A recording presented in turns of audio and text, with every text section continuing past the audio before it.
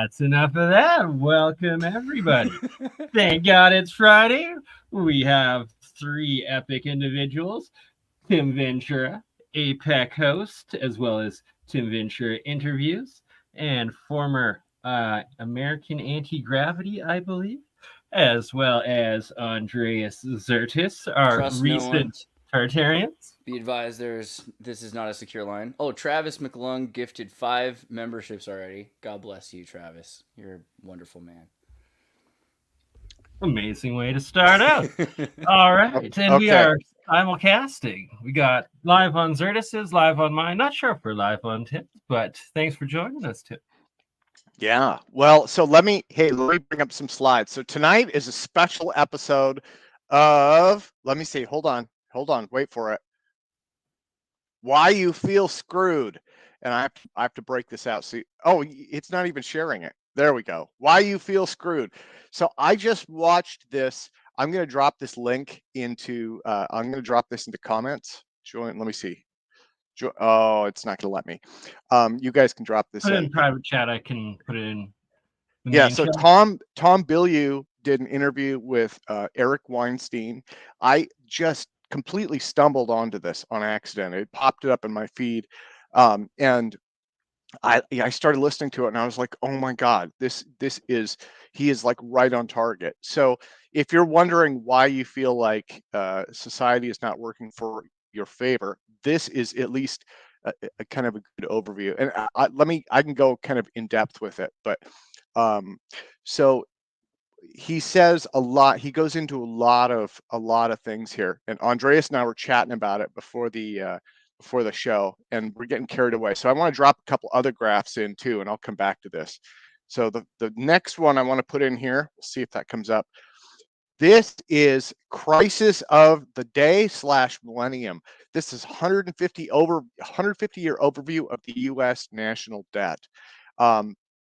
And as you can see, this is national debt compared to GDP. So like basically we are so in debt that they're not even putting it in dollars anymore, because like people can't grasp it. They just compare it to gross domestic product, right? Which is like what the entire country produces every year. And as you can see, the only time we've even been close is at the height, like 1945, right? Like World War II. We're fighting for our lives against the Nazi menace, and we have to spend all this money. And so it's close, but we can make it work. Okay, so now we're in 2020 and we have COVID, and they're like, hey, let's give everybody free money by printing it. And that's totally cool. No one will have problems with that. And so we are adding $1 trillion every 122 days to the national debt. Like I remember when I was $1 trillion every 22 days now. Yeah. So I was a It's kid only in the by the months. 1980s, right? And the national debt was like hovering in this. I don't know if you see my mouse, but if you look at the 1980s, you can see it hovering in that low area. And they were like, when I was a kid, it was like, we're like $8 trillion in debt for the national debt. And they're like, that's bad. That's really bad. And they're like, if we don't do something soon, we could pass 10 trillion in national debt. And they're like, we don't even know what would happen if we hit 10 trillion, but we know it will be really, really, really bad. Right. Okay. So that was like the mid to late 80s. We're at like 35 trillion, 34 trillion now. I mean, Yeah, and you have to also think about the 80s being like the Cold War, So like this is another war that's going on. It's like and the idea that you're buying out the United States, so at 100% or more ownership of the United States in the post World War II period. I mean, you can see how that affected the GDP. But now we're doing this inverse thing where we have generational debts, right? Where you have 100-year, 200-year, 400-year debts because it's just loaned off on the kids. And this is thought of to be okay because people reproduce, so you can keep making debts on the state because the state can force people to pay debt. That's the definition of a state. It's a legitimate source of violence.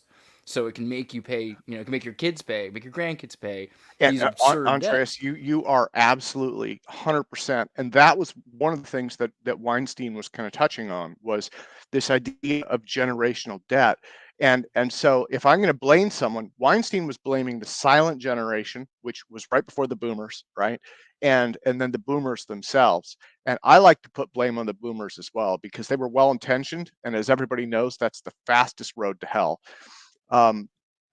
So that was part of it. But one of the other things that he kind of touched on was, you know what, I'm just going to zip through here. I'll put this one in.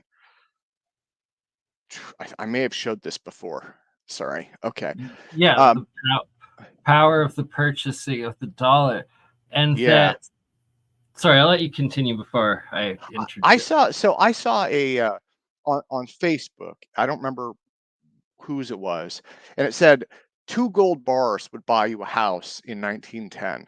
2 gold bars will buy you a house now, right? It's not the house or the gold that's changed, it's the money. And that highlights what's going on here. And so one of the challenges is, like, you go into the store, like in my area, the worst case example, the dollar store just increased to $1.25. I mean, if there's an example of, that's inflation right there. The dollar store, they're like, we got to raise prices. I'm like, you can't. Everything's a dollar. Not anymore, buddy. It's going to become like the Normandy system of 12s instead of 10s. But the other thing is projections, right? So like I don't know if you can go back a slide for a second, but this is also good because you can see this is like Argentina. You look in the 1910s to 1920s, and then here you see the same thing in 2000 to 2012, just about, where there's a false sustain line that's happening over the early 2000s because no one understands. But if you watched all the movies and documentaries about Malaysian futures investments and commerce, these commerce markets overseas where billions, trillions, hundreds of trillions of dollars disappear, and all of a sudden they realize, for instance, this is right to 2008. Like the Occupy thing is talking about this movement where banks were collapsing, but it was predictable because a lot of these banks were saying, okay, we're going to build these giant suburbs, right? These huge housing communities. We'll build entire cities, essentially. And we're going to get the loans based on shoddy information. We'll get these people that are strawberry pickers in Watsonville and parts of California that are illegal immigrants, or undocumented workers, but we'll say that these are specialists. They're agricultural specialists, and we'll give them these special loans to buy these houses. And when we find out they only get paid $3 an hour, well, then the whole system will have to sort itself out one way or another, right? And that's what led to the 2008 crash in a lot of ways. Okay, so that takes us into graph number 3. Dun, dun, dun. And again, I'm juggling. Is it there? It's not there. Why is it not showing? Oh, I'm on the wrong one. Here, hold on. Graph number 3. Dun, dun, dun. I had to review the sound effects. Scott, make him get a crypto wallet. Okay, so Andreas, this goes to what you were saying before the show, and this goes to what Eric Weinstein was talking about.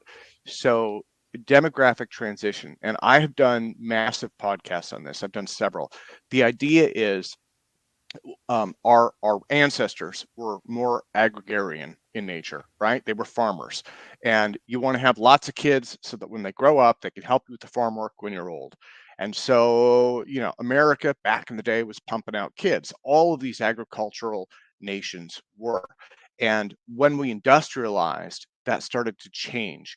And so there was a book by Paul Ehrlich in 1968 or 9 called The Population Bomb. And he was looking at this increase in population. And Paul Ehrlich wrote this terrifying book. It scared the crap out of the boomers. And it basically, what he predicted was massive starvation, collapse of money, all of this stuff.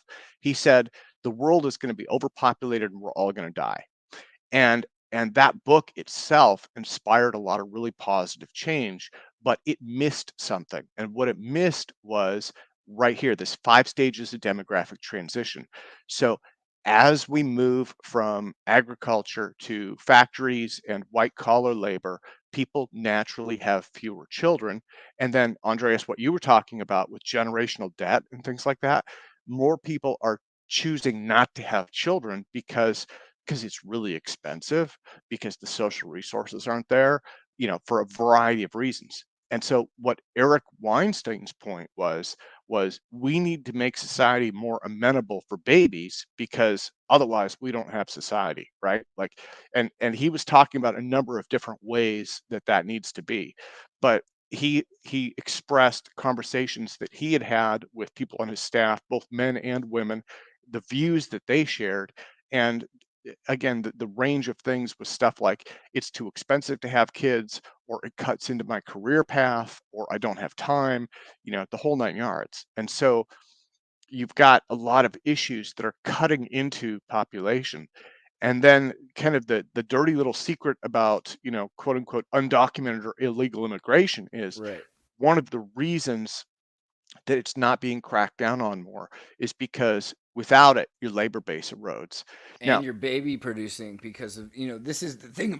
The future is not, the future is, the future is already here. The future is just has not been equally distributed. So yeah, I love that line. there are places where you can still find people that can sustain the system while you have rapid mutation going on in your society. And that's scary. But the other thing is we're talking about the 21st century, right? So there's automation. There's systems of automation which can emerge, right? You can start to figure out what is it exactly that the labor and services of value are that we're getting, and can we just make sure that we have a guaranteed machine that runs for a century or 2 centuries that makes all the corn we need, right? A Okay. monocrop state. So I'm going to go back to my Weinstein one. One of the reasons that I disagree with this immigration, maintaining the population by immigration, is I would like to see a smaller population. So again, I'm 48 years old. I just turned 48. I did the .com boom in Redmond, and I did the boom and then I did the bust. And one of the things that I saw was when you have a shortage of labor, businesses treat people better, right? Because they need them. And so when you're in, like, again, in Redmond in 2000, people who were computer savvy, programmers and power users and things like that, business people, they were in really high demand. And corporate America treated them very well. It doesn't mean that you need to pay them twice as much, but it means that you need to take into account the fact that they are buying houses, they are starting families, they are trying to sustain society. And so businesses were helping, right? Like people made fun of the Yahoo CEO a few years later for putting up a nursery in the Yahoo headquarters, Marissa Mayer, if I remember right. And as I recall, there was this news story about, oh, it's so wasteful for her to put up a nursery and stuff. I saw stuff like that in Redmond. These businesses were saying, we need to get and retain the best people. What can we do to do that? And so at the height of the .com boom, it's like stuff like, I need to work from home 3 days a week because I have kids and my wife is working or my husband is working or whatever. And the business would say, okay, you know what? No problem. We'll set you up to do that, you know? And the interesting thing was when the crash happened, overnight, corporate America went back to normal. They're just like, you want to work from home? Okay, get another job. And now we saw the same thing during COVID, right? It was like, Yeah. it's COVID, we're locked in our house. We really need you to work remotely. You can do it. We know you can work remotely.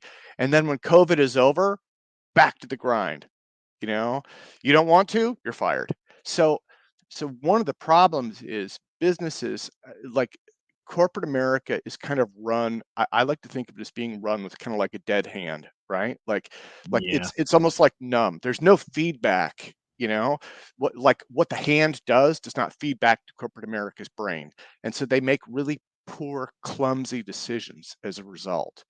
And the way that they treat their customers and their employees is like tantamount, to that illustrates exactly why. So this Weinstein video is really interesting. It is worth watching, and a lot of the stuff he goes into is super valid.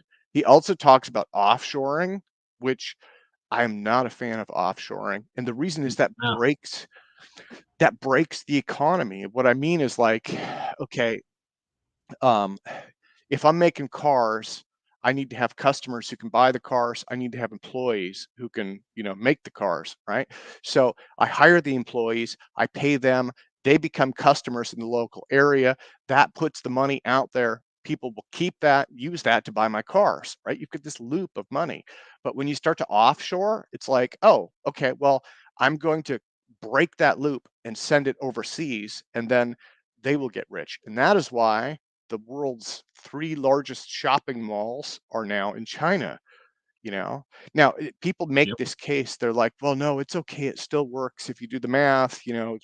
It does if you have a trade balance, but we don't. And even if you have a trade balance, who the money is going to, stockholders, is not the same as who the money needs to be going to, The who are middle the class. people making your products. Yeah. So Right? There's Well- no more economic, the trickle down effect, as they call it. so that's my complaining. I'm 48. I'm borderline old. I get a big old. It's so true, and it's accelerating now to the point where we've offshored so much, and there's so little actual real manufacturing, real physical productivity in the West, and it's all outsourced to the third world. Mexico's doing amazing stuff. Mexico's making all kinds right? of cars and things like that. I think the United States already, you have to think about like that map that Tim showed of when the North American trade agreement happened. Oh, Blake's here. Welcome, Blake. Blake, epic. Hey, My God. Is Blake's going to talk economics with us. Blakeonomics. give me a second while I stop downloads so that this goes faster. That's brilliant. For sure. No worries. Thanks for joining us. Yeah. Yeah. Dude. So I'm just, Yeah. Blake, did you see my Eric Weinstein whining session? So I have been consuming, the short answer is no. I've just been absorbing data from the internet for the past week. Yeah. While also chilling the fuck out, because apparently I had gotten out of hand. You are out of hand. Yeah, That's we all all right. Shame know. on I you. had to- You know what? That I is had a to take a week. that is a wag of the finger for you, sir. Hopefully absorbing good material. It's not unusual for a gentleman to lose a week every now and again. I think that's. It's just one of those things where when multiple ones of your wives are like, chill out, you listen. Good balance. Well, we were So- just talking about like population crisis, and I was thinking about Japan because of this, because there's less than it's like 800,000 babies or less were born in Japan last year. So you have to contextualize that kind of question.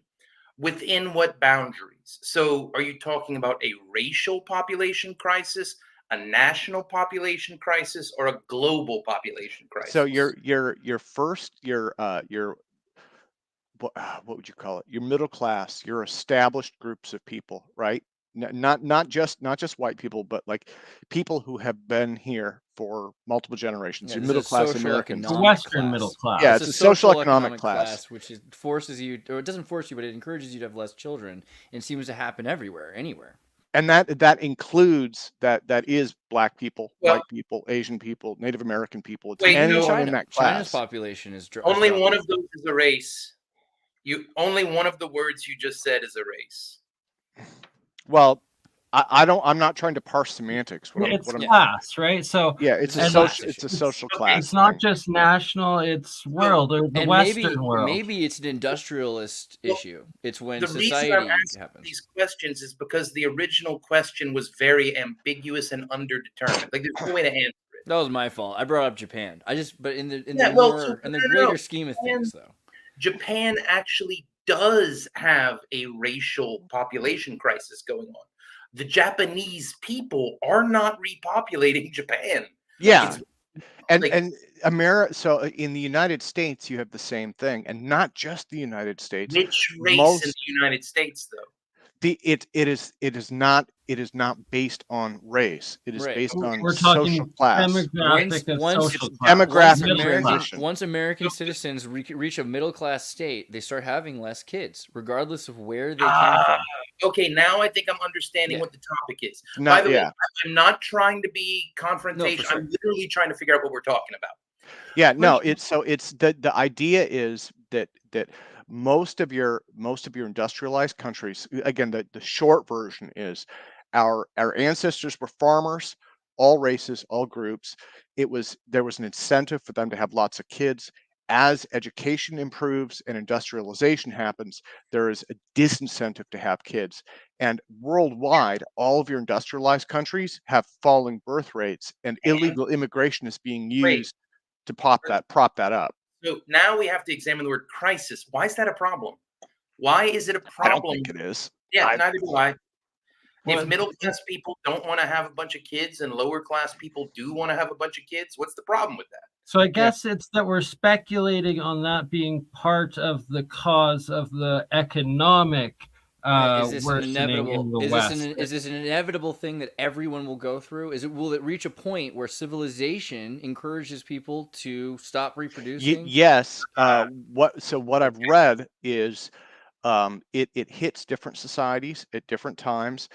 Even Asia, like all across Asia, is already going through the same thing, including large parts, from what I understand, of China, right? Where and they tried so hard. They had the one-child policy and all that stuff. As it turns out, the Yeah. normal pressures of living in the world that we live in are the disincentive.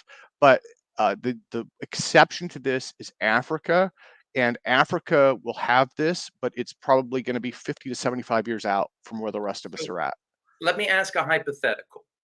So what we're talking about now is the caste system in America. And there is an American caste system that is comparable to what the caste system was in India. It's more complex and it's intersectional with all kinds of things, but it exists. Hypothetically, if the existing American caste system were replaced by the older concept of the estates from France, would you consider that a problem? Is that a crisis? Is that a bad thing? And if you don't know more of what a the definition of Well, Blake, so I, the first estate is the church, the second estate is the aristocrats, the third estate is the merchants, the fourth estate is the journalists, and as time has gone on, more estates have been added. But it starts with the first estate of the church and the second estate of the aristocrats. So America doesn't like admitting that it has aristocrats. yeah, yes. America is, what do they call it? American exceptionalism. And that is one of the things, again, at 48, that's one of the things that I mean, I don't know where you guys were at, but I was raised, flag waving, gung ho, GI Joe, Superman, all that kind of stuff. And it's difficult to admit that we have all the same problems that every other country has, right? Well, That's difficult. wait. So I asked a hypothetical. So America has an existing caste system that is intersectional with all those other things. What if we just replaced it with the ancient French caste system? What is Would that? you view the estates? I think it Replace evolves. I no think it evolves over time. Isn't that what's happening? Because we have generational debt. That's the thing that's kind of becoming. Yeah, I think it happens over time. You wouldn't need to replace it. I think it's yes, where you we're would. going. First, second, third, fourth is an ordering of priority. The existing American caste system prioritizes what in the French system is the third rank.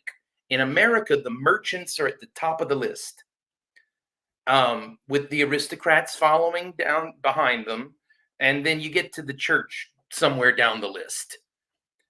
What if we reordered the caste system so we put the church at the top, and that it would include secular humanism or any other atheist faith you wanted to subscribe to, being inclusive, and then the aristocrats, and then the merchants, so that the merchants were subordinate to both the church and the aristocrats? Would you see that as a problem? that would work as long as the religion, like the church, is not corrupt and doesn't have like secret military wigs and all the rest of it, right? And it was Sure, like sure. a We're moral. assuming- What we did was we inverted Yeah, that I don't know. system. I don't know. I don't know. We replaced the intellectuals with the entertainers. In that, the intellectuals were replaced with entertainers. Right. That's basically what we did in our system. We don't have the church at the top. We have this sort of secular. Why does religion. there have to be a top? Why can't there just be an equality across all? That's right. Like, didn't that be what essentially going? So, Wow. Bernie, when are you going to gestate and give birth to your first child? When the wife gets pregnant. No. But when will you be equal to her? Yeah. When will you have be to breastfeed? equal of same capabilities as her? Well, so then You won't. there's So let me put it. Let well, me be a little bit. household. I don't know. Wait. I heard about this surgery they can do. So wait, and- let me be a CRISPR, little bit maybe. blunter. Some of us are born aristocrats, and some of us aren't. But it's not everybody wants to some be and a some. There's a very small amount at the top, and then a very large rest of us at the bottom. And the True. problem is that they're now there was a middle class that was, something a bit better than being poor and, having a taste But that of was more. only for And like, now the in the middle West, class. the middle The middle class class is is getting the destroyed. No, the Bell no, economy. you bring up the a good Bell. point. But that's why the aristocrats aren't at the top. That's why the church is at the top, because the grand majority of everyone has some kind of higher power that they subordinate themselves to. Also, with aristocrats, every now and then, everybody's starving. One of them stands up and says, "No bread? Well, let them eat cake." Oh man, she didn't lose her head. She never enough. said that. That's a Jacobist propaganda. But still, at the end of the And day, then next thing you know, it's all she ruined it for everybody. I wouldn't. No, but like if wouldn't you've been blame- following my blame her for tweets, Sasha Lucioni, one of the research scientists at Hugging Face, was recently going, "Oh my Oh. God, what are we going to do about all this wealth inequality?" And she is French, and I'm like, y'all remember how to build guillotines, right? Yeah, in France they still have rules like every castle. There's like a week, a year or so that everyone can go anywhere. You have the right to walk on people's property. It's pretty weird. Works out though. But then they also have like a music festival that at the end of the night the police will come out with shields and swords and start banging on them and just say go inside. Like they have a certain amount of permitted freedom.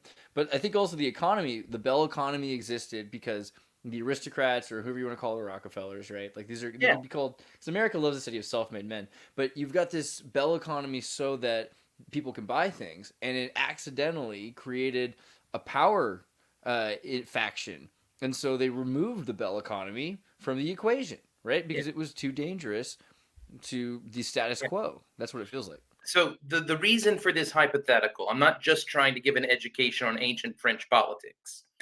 If you realign the caste system in that way, the population crisis disappears because there is no group getting depopulated anymore. Yeah, ultimately, we need to just get rid of the caste system. The article I have up right here came out yesterday, and it's in Canada. The secret RCMP report warns Canadian government to expect civil unrest once citizens realize how totally screwed the economic situation is. The national. The thing is with Canada, because Bernie, because your people are so polite, it takes a while to realize how screwed you are. Because Trudeau is pretty good at sugarcoating things. Here in the United States, they're just like, it's all over, you're done. But in Canada, he'll soften things, right? And so you don't realize it's all over for a When they while. came for the Newfoundlanders, I said nothing because I wasn't a Newfoundlander, eh? That's Well, that's no. the way it's gonna go. So, let me bring up a current events thing. Have any of you been paying attention to which countries America has been invading in the last few weeks? The last few weeks? Yeah. No. Who are we invading now? Africa, or like, are they putting more I in? really feel bad. Out? I don't have a quick segment every week that's just like who we're invading. We really we need that. We need you know what? Yeah, we need that. Like No, who we're invading? Haiti was the most recent. No, really? We're invading Haiti? We invaded. No, we are invading. We finished. We invaded Haiti. Haiti is now occupied territory. Really? I did. God.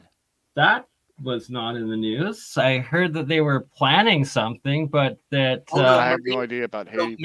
What? So Haiti began rioting. We're talking about Haiti began rioting, and then in order to send humanitarian aid, America put U.S. Marine Corps boots on ground. Wow. But that's also because it's interesting because there's been all this. There has been news about Haiti and about their Jim Barbecue, and he's got like Freemason medals and just crazy symbols and stuff like that they've been showing in the news right before this. So that's interesting. So why now? Because we didn't last time we were in Haiti was like 1915, right? Like we practice. Just it's what is the? I mean. Is it just practice, or is there like a strategy thing that they want to control? Israel's next. Well, or Palestine. Well, we're already in Palestine, aren't we? We're definitely not going to land on the beaches of Israel. We're going to go through Rafah. Yeah. I heard that that's what's going on, is that we're going to go build something in Palestine, and then there's Marines. Is that what's going on? Has that happened yet? Are we in Israel or Palestine? So there are very tense negotiations happening currently. Wow. The United Nations has passed a binding ceasefire agreement that China and Russia are prepared to send in troops to enforce. The minute China and Russia go in, America's going to have to go in to save face, if nothing else. I mean, they're our client. Wow.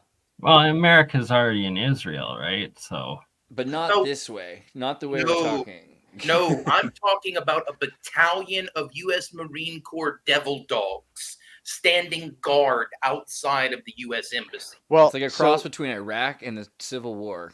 What would we be? I haven't been following this. What would we be doing there? Would we be quote unquote protecting? Because the problem is like. Are you asking what the cover story would be, or what we would actually be doing? Yes. What are both? Both. What's the cover story? What are we actually doing?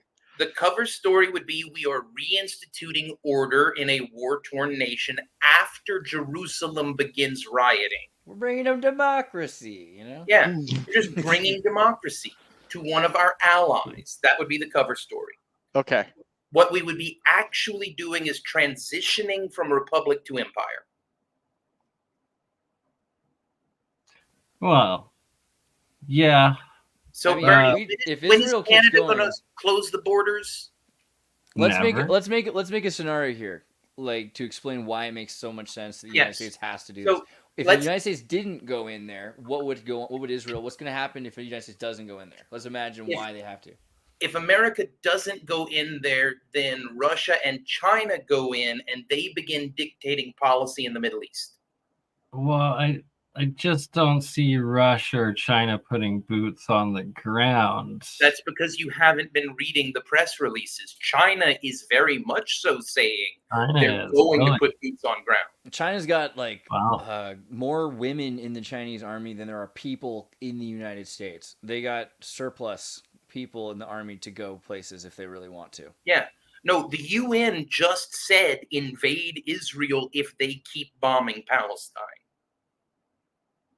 And that to me, that's this. And I cover stuff like this, and I've tried to stay out of it on my podcast because it is confusing. So again, as kind of a boilerplate, right? You can use me as your litmus test for kind of dumb average Americans, but like as kind of an average Joe on the street, I was raised to believe Israel is our friend. We're supposed to support them. They, you never say anything negative because of the Holocaust and World War II, right? And so it's like that was my upbringing. And so Tim, what's happened lately is confusing. It's just let confusing. me ask you a question, and I'm going to use two very technical terms, so understand them in the technical sense. Okay. Is Israel our ally, or is Israel our client? Client. More of a client. Based off of 400 billion. I'd like to define here, right? client a bit. Yeah, maybe. client. But I get what Blake is saying. An ally would be like, we are partners moving forward together. What we are doing is more of supporting them because, in theory, they create stability in the Middle East, and because everybody feels bad about World War II and all that stuff. So I can give you a working definition of the two terms as I'm trying to use them. Allies are two powers able to hold their own ground who work together for mutual benefit. One might be stronger than the other, but if the alliance breaks, neither nation is in danger of stopping existing.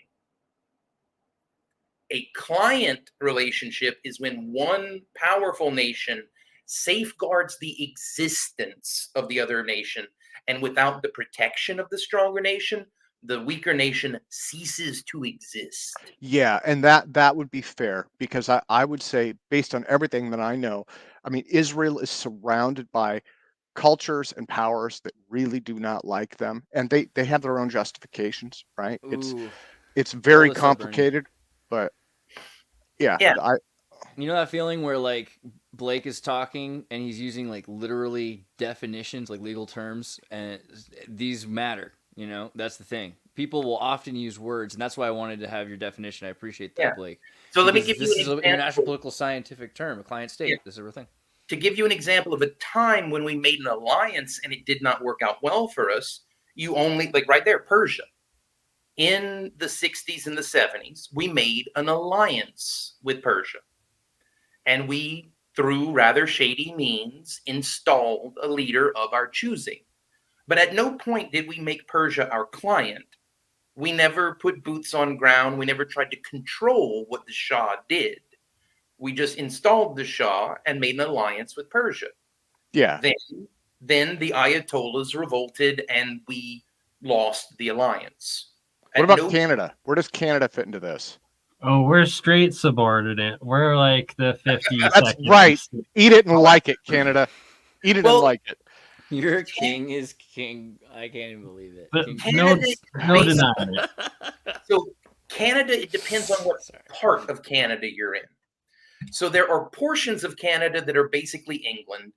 There are portions of Canada that are basically France. And then you have the rest of Canada, which is like America Light. Yeah, I'm in Alberta. We're like the Texas of Canada. What's Bunch of what's oil what's and- the Vancouver area? conservative. Is that British, or is that Yeah. Well, American British Light? Columbia. Vancouver is new Croatia, I like to think. It's kind of And then you get a Pretty liberal. It's actually known as Vancouver now, so I think it is probably owned and operated by China. Yeah, and it's what Demographic. That's true. So the Chinese government went into Canada and got all these 100-year leases of huge areas, which is pretty interesting. Yeah, but then you have Newfoundland and Quebec, which are basically France. And so Canada's a Yep. mixed bag. But the minute American tanks roll north, that all changes. I don't think that'll actually happen, because I think Canada knows that the minute American tanks roll north, it's all over. And Am Canada I would very wrong? politely ask us to stop invading. Am They I would say, please stop invading. Am I wrong? It makes us thinking feel that uncomfortable. And then the we would feel North so bad America- about it, we'd have to. Isn't North America kind of though? Like I feel like North America really is kind of almost one country at this point. Like George Bush and his cousin Vicente Fox signed that thing, right? So Mexico less so, but Canada 100% Mexico? Do is not the vassal state of America. Do not So- underestimate Mexico. No, now Really. that's a very interesting point, because that brings us away from America's rise to empire and more to the upcoming American Civil War. So Texas has closed their border with Mexico and has begun instituting very aggressive and violent deterrence mechanisms for any refugees approaching the Texas-Mexico border. Meanwhile, California is opening its southern border and making it easier to cross between Tijuana and San Diego. So we have an American border with two opposite immigration policies. What happens at the border between California and Texas?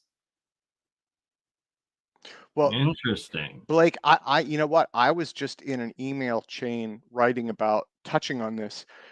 You've got this left-right Republican Democrat split, and it's already starting.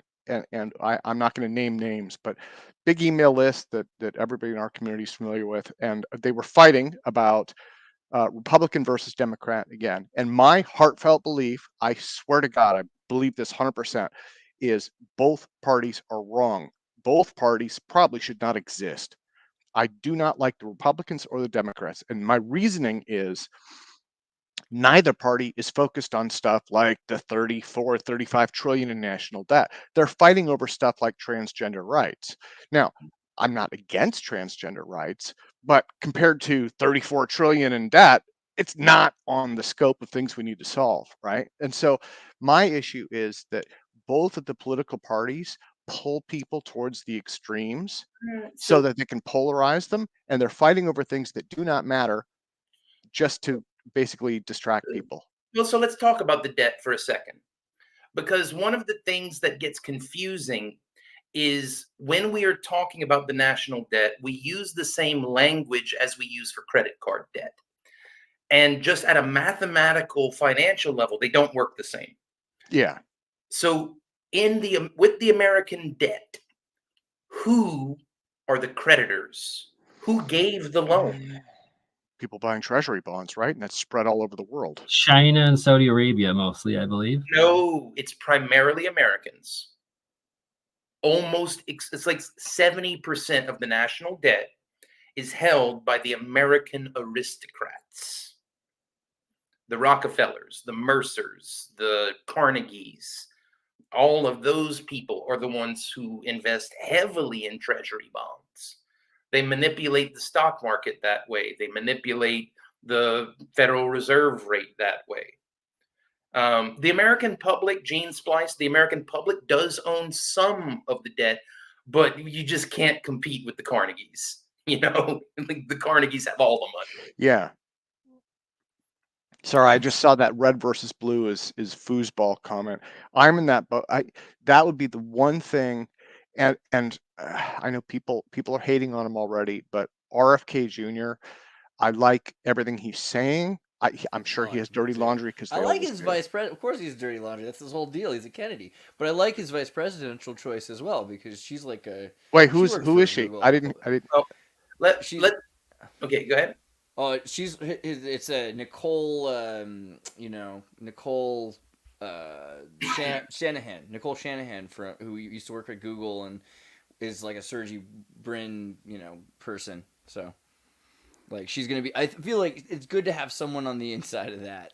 And I like his message. He's really hitting government, or he's hitting corporate corruption, which I like because that again, what I've seen is, so when the Republican Party gets elected, they talk about we're going to cut this, we're going to cut that. Really, what happens is it's defense spending and invading other countries.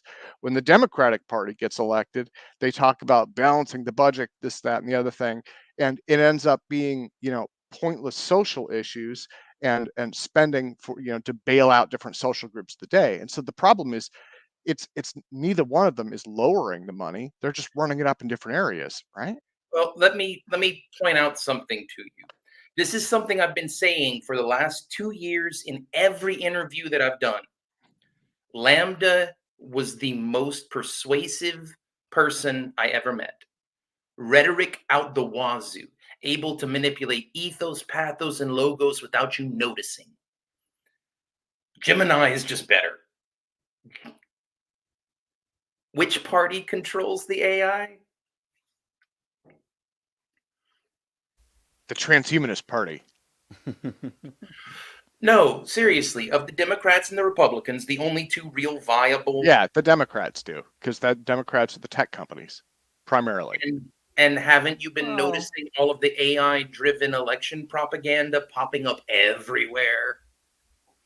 There's definitely conservative investments, and I don't just mean Elon Musk, or Peter Thiel. That's just it. But they don't have an AGI. They don't have. So the closest they have is GPT.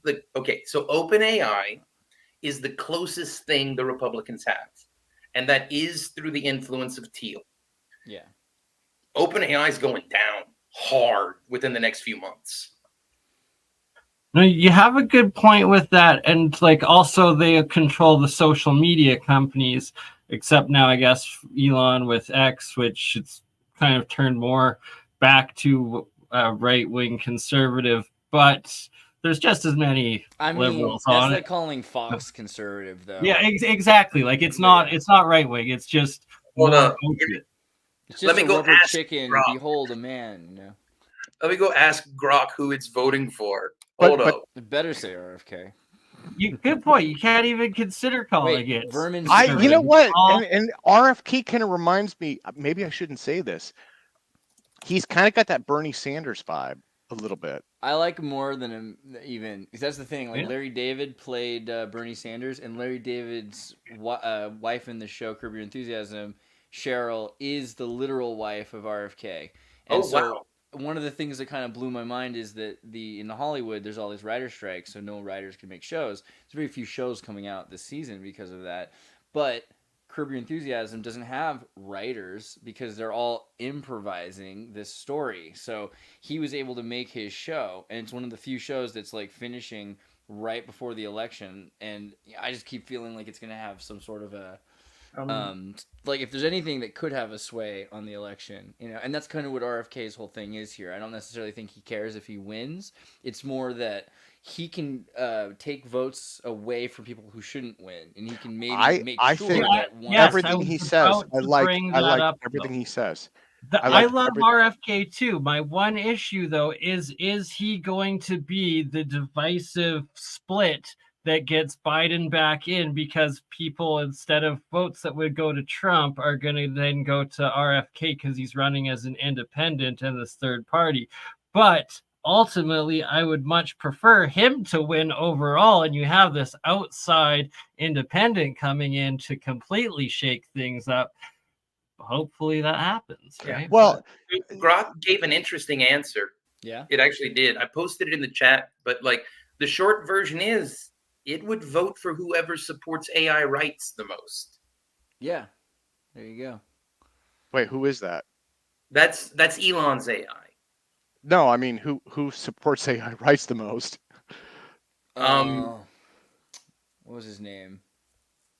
Who's the libertarian guy who's running? No, well, the transhumanist party they have candidates. Yeah. So Grok will throw its weight behind someone who won't win. DALL-E is going to get shut down between now and then. And I know which way Gemini leans. This people start taking bets, by the way, because I feel like this is like it's all right. Well, I'm- Valley already got taken down with a bridge this week. I'm so- a political oddball, right? And I like in my podcast, I don't intentionally do not do There's politics. one assumption we're all making here, that there will be an election in November. That is the underlying assumption I would like to call into question. Well, what would the alternative to that election be? So what happens if a civil war breaks out this summer? Do you think we're having an election this fall? Wait. Or If what there's if a the civil election war, itself wose becomes side? the How do we determine?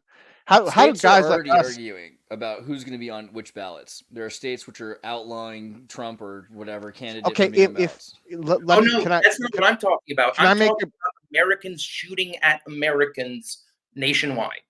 If we have a literal civil war break out this summer, are we going to have an election this fall?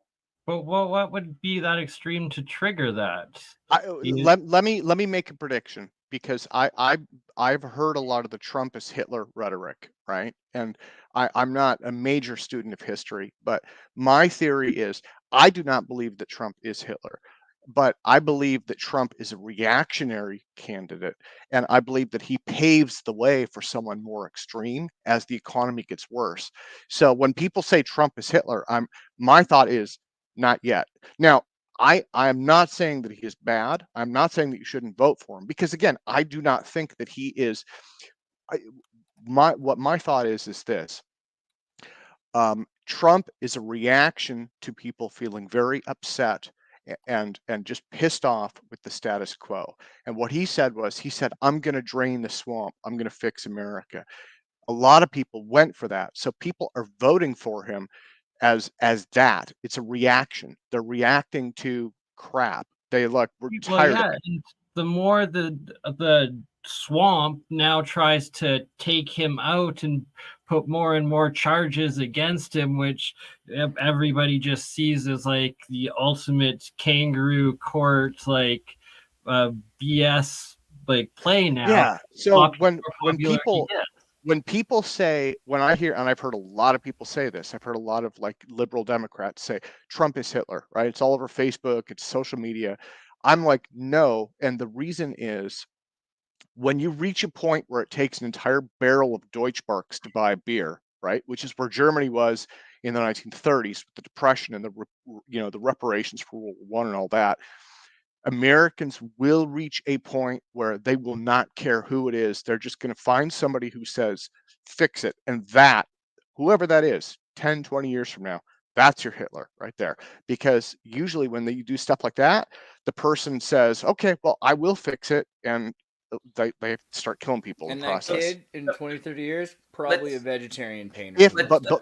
Blake, There's Blake a question makes a good I asked point. that no one answered. If Texas and California have different immigration policies, what happens between Texas and California? I don't know. They already have places at the borders, Well, so they can Blake say actually if you have makes a fruit, really good you point with shouldn't bring that, it. with how it's developing with the federal Biden government ruling against Texas's legalities and what they're doing and trying to order Texas's National Guard to stand down. And where if then California's National Guard, they try to force them against it, that could potentially actually trigger a civil war. That's scary so thought. If there's Here, a pull that civil picture war, up, Bernie. then all bets are off in terms of your dictator types. But I'm basing my thought on Just like don't see it. Roman history, right? And Yeah, but I am too. It's just Yeah. that we're thinking that we are. What date do you like? If you're putting us at a date in Roman history, what date are you thinking we are at in Roman history? I would say late Republic. Yeah. Republic. So which consul? It's been too long since I've read history. It's been too long since I've read like Gibbon or any of those. So So I think we're Trump. still kind of pre-Nero. Nero is post. he's way later out. Yeah. Nero's way later out. So we're in the same vicinity then, Tim. Yeah. Trump was Crassus. So right now we have Sulla. I mean, Yeah, come on. I could, Was yeah, Crassus. yeah, I could go with that. I could go with that. You're So talking, next- and so we're talking about the same thing. So when people say, again, this goes to the whole, because there's this implicit assumption that the media has been promoting that Trump is like this dictatorial figure. He's going to withhold the Constitution and all that. No, that's more of a Caesar type fellow. Trump is not a Caesar. No, He is not. Wants to be very badly, but he's not. That's not his. He's not that person. He's a That's further populist out. and an actor, But the Here, one Trump thing is I Crassus. Pull up this map, would you, Bernie? I had this picture here. Yeah, no, Blake is right, and the So this is difference. the Bureau of Land Management. Yeah. So if you think about it, I'll be right the back, United guys. States could divide. The federal military could easily get in between Texas and California. Yeah. Right. So all of this area here is not really California or Nevada or Arizona. This is all native land. Yeah, which is controlled by the U.S. government, though. No, it's controlled by the natives. Well, I mean, there's a lot of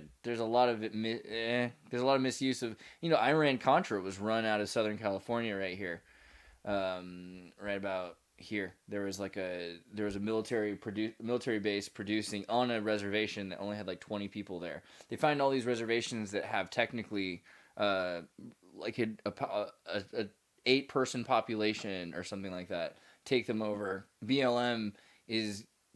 There's misuse of this land. So, the point is also it could be point taken over. So Xirtus, let me ask you a question. The Hopi tribe, what do you think their immigration with Nicaragua is going to be? So once Nicaraguans get into California, how hard do you think it'll be for them to get on reservation land? I don't know. I was going to say hard, but I could be wrong. Probably. No. You think it'll be easy? But do you know, right? So this is a little bit non-PC, but do you know how you make a Mexican? Yeah, fair enough. A Spanish and a native. Yeah. So likely though, natives will be, maybe. It's a thing we could see. Yeah. So the thing is, people keep talking about Biden and Trump, and they are not the two relevant political leaders to be talking about right now. The two relevant political leaders to be talking about right now are Greg Abbott and Gavin Newsom, because they are the ones who are going to decide if America goes to civil war or not. Because the minute that Gavin Newsom opens this, and I don't mean allow more, I know, just kick ICE and Border Patrol off of the Tijuana gate and just say, come on in. And then Here's the main thing, though. America is not going to enter civil war before and until after it loses reserve currency status of the world. Blake is making that has to happen first. Blake has an interesting point. So what would happen? Okay, so with Arizona also is not happy about people crossing the border. So what happens with Arizona if California does that? If California says, you know what, come on in, at the point where, hypothetically, if Arizona closes the border with California, that could lead to something like civil war, in my thought. So I don't think Arizona will close the border. I know New Mexico will. Yeah, isn't it something like all of the Republican states back Texas's actions, and then all the Democratic states are against it? And is it like 25-25? New Mexico is wild. I mean, again, with the military bases and not just Roswell. And then look at the border. Again, it's a complete, like the whole border is BLM land. It should be pretty easy for them to do this, especially if they want to move in troops. The other part of this is, because I've been in the real estate industry for the last 13 years, most of your wealthy conservative people, I won't say most, I will say a lot of your wealthy conservative people are moving to Texas because it supports their values. And in fact, the Texans are complaining because those people aren't nearly as conservative as people who live there. And so they're saying, we're being flooded by Californians. Okay, those are conservative Californians who are fleeing California. And so again, what you're seeing this widening schism between red and blue. And for me, that is why I love RFK, because he is the only voice out there who's saying we are all in this together, right? Yeah, I don't know if I see it as a widening schism, because you see, like as you just said, these people who are too right wing for California or too conservative for California, but they're still left of Texan. So when they go to Texas, it's just making more Austinites, like these kind of, there are leftist Texans, right? So this is actually broadening that. I think it was what's that called, that New Leaf Market or whatever, Whole Foods came out of Texas. Like they have that. So it's making kind of, and then in California you have then what's left of the left. I've seen the Rotary Club, these like businessmen who all think they're Democrats, they're supposed to be leftists, but they're the conservatives of the town. So eventually you end up, I think we're gonna get purple really quick. Well, hopefully. I mean, if I like purple is good. Purple is good. Also, though, leads to royal. That's the thing that concerns me. Is like, let's all turn purple, then we'll all be royal. That's I see this, like what Blake's saying here to me sounds more like the division and the ending of free travel across, like these are closed borders, and it would make in between these states in the United States military zones, essentially. Yeah, and which that's would be run by Napoleonic law. Napoleonic law is where you have your chieftain, right? That's the way these Native American tribes work. It's very much the same. Blake loves it. I guess it can't be all bad. There was a comment I threw in earlier that we kind of just zoomed past that I want to revisit. When I was talking about the French estates, I mentioned to Bernie, some of us are born aristocrats and some of us aren't. How much do any of you know about the Lemoyne name and family? Very little. It was the house of the monks under the Merovingian dynasty. Technically, I'm an aristocrat. I'm not an aristocrat.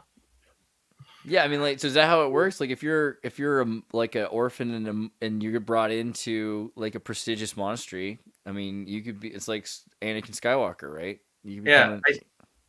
Whoa, Blake, you're like Anakin Skywalker. Dude, Stephen Kalen, $2. Question Mr. from Warren. Why? Stephen. How will New Mexico close its borders? Yeah, well, so the reason, okay, so first off, I know Arizona will want to close the border. The question is not what will be the will of the Arizona people. It's a question of what's possible. If you look back at that map, there are reservation lands that span the California-Arizona border. So immigrants in California will be able to enter reservation land in California and exit reservation land in Arizona. Okay. That is not the case for New Mexico. So with Arizona, it's not a question of what the Arizonans want. It's a question of can they? No. Arizona's going to be sieged. Look at this. Okay. It's the Okay. Arizona. I get what you're saying. Look at how yeah, nuts this is. Also, because you have to understand, like Utah, Nevada, this is crazy amount of military presence, and eventually, you know, we call this Native American land, but I don't know. I mean, is Salt Lake City really? The other thing that I wonder if this leads to is in Rome you had the plebeians and the patricians, and only the patricians could vote, right? Something along those lines. yeah. If you have and maybe this is why, because from what I've heard, there's a push for everybody who lives here to be able to vote. Maybe that is a quiet push against that system. But if you have enough undocumented people coming across the border, you're going to end up with a system like that, right? Armed undocumented people, But heavily armed. But even if they're armed, the whole idea is those voter rolls of, you know, you're a citizen, you're official, so you're on those voter rolls. Those are your patricians in ancient Rome, sort of, kind of, and then your undocumented folks or illegal or however you want to describe that. Those would be your plebeians. We're already seeing that because your plebeian class in Rome was doing your manual labor. They were doing your agriculture and stuff like that. And your patricians were your intellectual, your merchant class, right? Sort of, kind of, sort of. I don't know if I'm Yeah. close, but No, you're tracking. Myself, I am a big fan of democracy, like actual Athenian democracy, and I think you can layer that on top of a Roman-style empire, and it still works. you know what, Blake, that is an amazing idea. I have wondered if computers might empower true democracy in a way that the founders weren't able to envision, because back then, to be able to vote, right, you had to take that vote and run it by horse across the country. And Yeah, but the one problem with this, to me, not the one, but one that gets me. So, like, Google is, you know, I will ask things, I mean, and most people will ask worse things, I'm sure, to a search prompt. Then they'll say, like, they'll ask questions that they'll never reveal to a priest about themselves. This thing knows so much about you.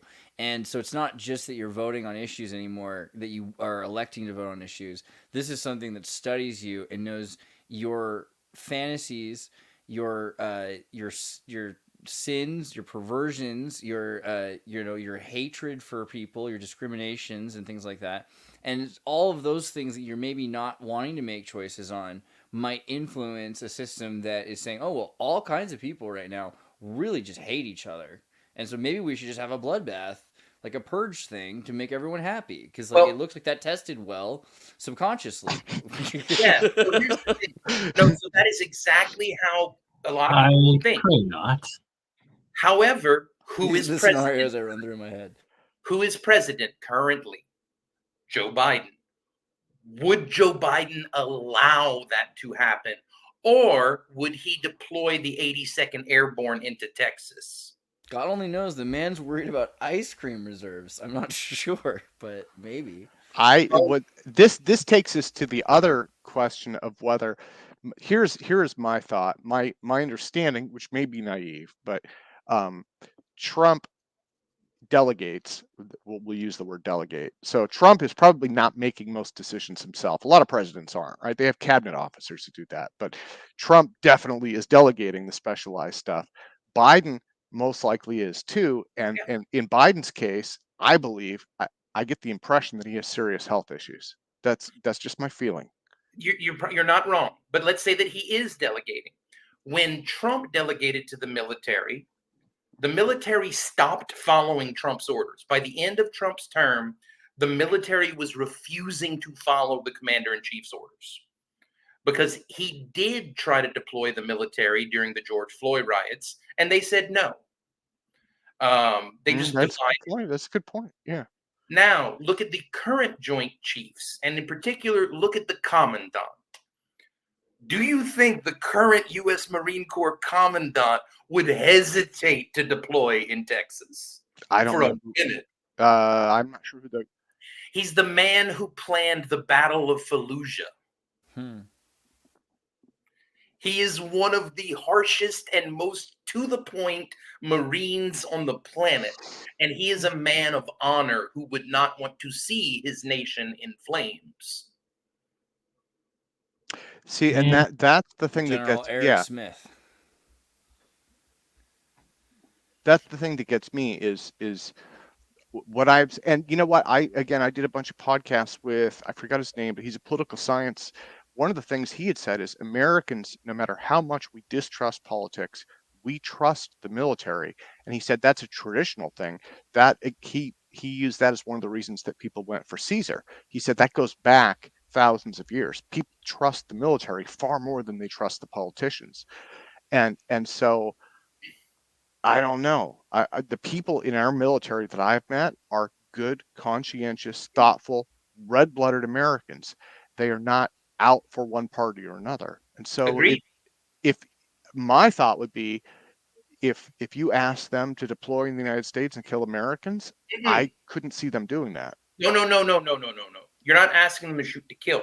What you're asking them to do is engage in peacekeeping maneuvers, martial law. Well, how do we? Well, just and that's a avoid requirement that of, Like Baltimore, you remember? Yes. Yeah. And that's just it. Normally, that's the purview of the National Guard. However, in a Civil War scenario, the National Guard has been compromised. So you have to deploy the active duty military. And I do believe that he would take leadership. Like when Biden asked, what do we do? I do believe he's the one who would step up and say, we send in the Second Fleet. We send in the Devil Dogs. We send in fast teams. We suppress violence and we restore order to the streets of America. now, Blake, Now, what do you think about that? What is your thought on that happening? Oh, I think that we would have a very low body count. I don't think many people at all would die because the liberal states would just go, no. And the conservative states, as big of a game as they talk with their prepared militias, do not stand 5 seconds in battle with the U.S. Marine Corps. Again, turning back the page to Rome, definitely. And this goes to collapse. Greer talks about this. I forgot his name, but you might know. I could find his name. There's a fellow named Greer who talks about. You know what? I should get him on this show. In terms of collapse, one of the things that he said is it's not. When people, and this is, I think for me, this is really important. When people visualize collapse, like Rome, I do this too. We're like, okay, it's there, something bad happens, the barbarians invade, it's over.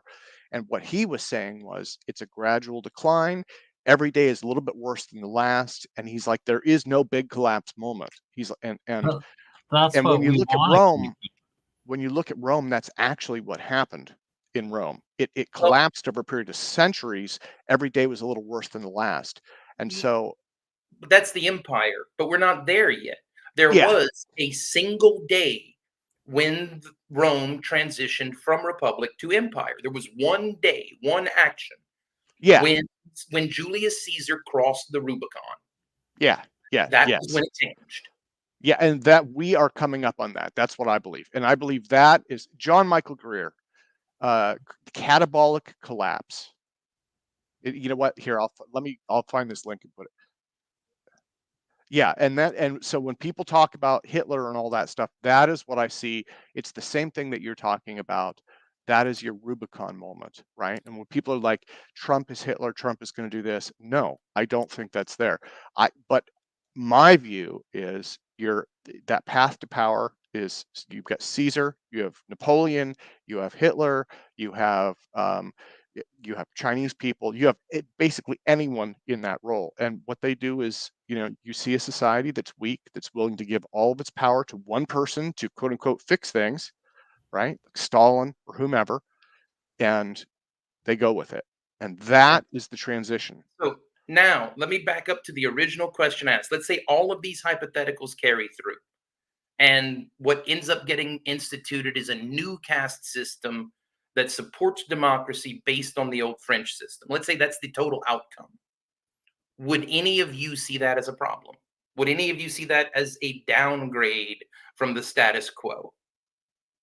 There we go. Are you asking this because this is what AI has come up with Here, as Bernie, the better scenario to what we have now? put me up for a sec, Bernie. Bernie, do not give away the game, my friend. Do not give away the game. Okay, this Next this is question does AI put itself at head of the church? Well, we'll see this in a second. But wait, what are you saying? if you guys can give me 2 seconds on this. So this, let me zoom in a little so you guys can read this on your own. There is a whole thread on collapse on Reddit, and they talk about him as well as a number of other people. So John Michael Greer, he's controversial. Not everyone loves this thing, but this theory of catabolic collapse is brilliant because it's so like what he's saying is basically societies spend more money, and when they can't afford things, they just quit paying for them. And so he's like, when your society goes into decline and it starts to collapse, he's like, it's not a big thing, it's a series of small events, right? And so on day one, you're not building new roads. On day two, you're not maintaining some of the roads. On day three, you're maintaining fewer of them. And that's what you see in Rome, right? It always fragments around the periphery, you know. And so the people at the center of it are like, yeah, everything is great, everything is great. Well, the people at the edges are no longer part of the empire. And so this idea here, and Greer, he could definitely rework this. I mean, he wrote this years ago. It is not perfect, but it is a really elegant overview of how societies collapse. And Blake, I think that I don't know if you've had a chance to read through his stuff, but if you have a chance to read this, you probably get into it. It's not perfect, but it's pretty darn good. Yeah, so I mean, like, I've looked into some of the main thing is I haven't studied so much the fall of the empire because I've been much more concerned with ensuring that the transition from republic to empire goes smoothly. I'm just not all that worried about the eventual collapse of the American empire, which does not yet exist. My thought would be in terms of transition, and again, I think I would agree with you. I think that we're coming up on a transition from republic to empire.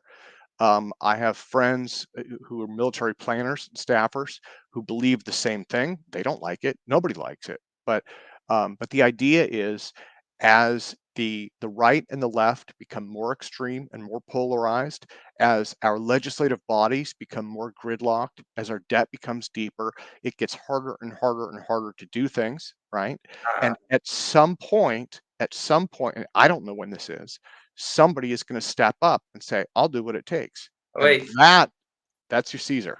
we That's your finally transition. full circle back to economics. So let me ask you a question, Tim.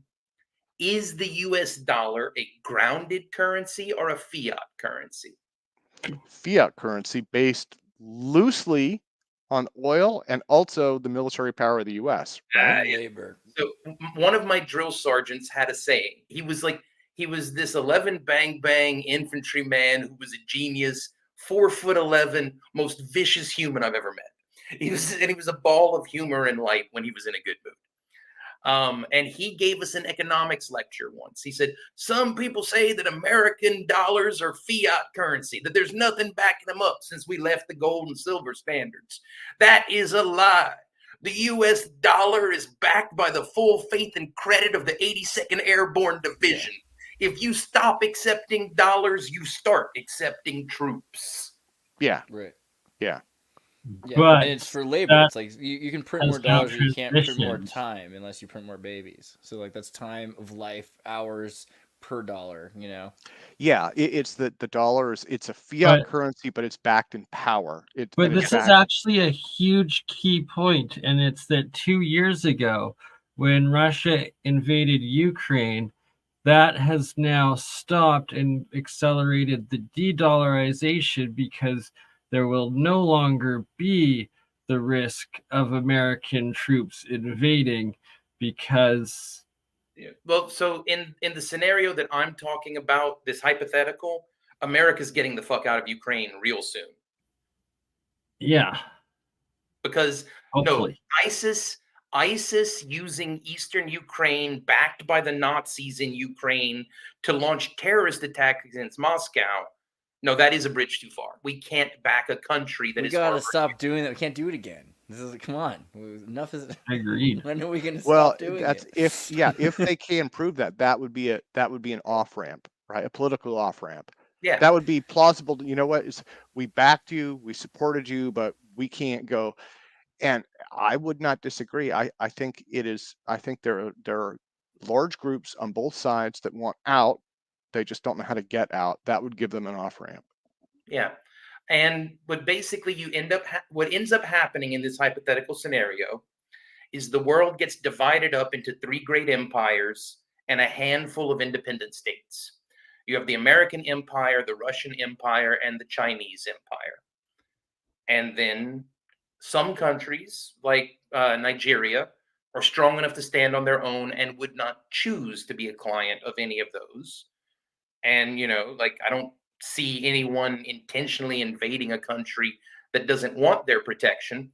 But let's say hypothetically in this scenario, America turns to Europe after giving Ukraine to Russia, just going, here, Russia, you can have Ukraine. We then turn to Poland and ask, would you like us to leave, or would you like to start paying for the military protection we're providing? What happens then? All of Europe very quickly becomes our client. Yeah. Well, I mean, what are your? Pretty You're much talking about already this are. 3-block system. Do you think that's good or bad? I mean, to quote Ash from The Evil Dead, good, bad, we're the guys with the guns. That's just it. No matter what happens politically in America, no matter what happens politically in Jerusalem, no matter what happens politically in Ukraine, there are still 11 aircraft carriers out there flying American flags. And those things just don't disassemble themselves. But I am here's- confused here- about. I'm confused about the. I know this sounds stupid, but this is one of those. It is the what's happening with Israel and Hamas right now is frying my brain in so many different ways. And one of the things I never thought. I mean, you've got people marching in the streets like down with the Jews, kill the Jews need to die. I'm like, I never thought that I would hear that. That to me, that blows my mind. This entire thing is confusing to me. There should never be hate speech or genocide of either side, right? Yeah, I would. Going both ways. Can you bring that back up? I'm actually not familiar with Nasara. Nesra, Gesra, So Nasara and Gesara are kind of this idea of debt jubilee.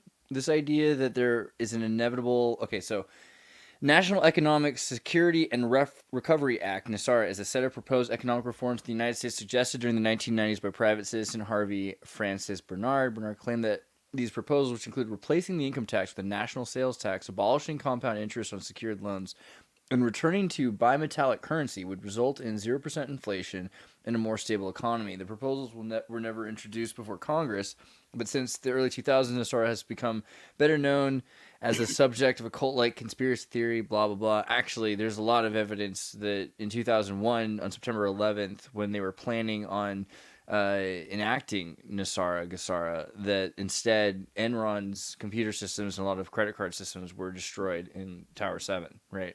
So there's already a wiping out of debt. But I guess it's kind of the idea of a jubilee. Yeah, so there will be a debt jubilee, I think. I don't think it'll happen that way.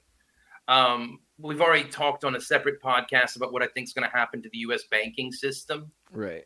And I think we're going to have to transition to a crypto-based system backed with stronger ID protections after the major U.S. banks fail. Yeah, I would go with that.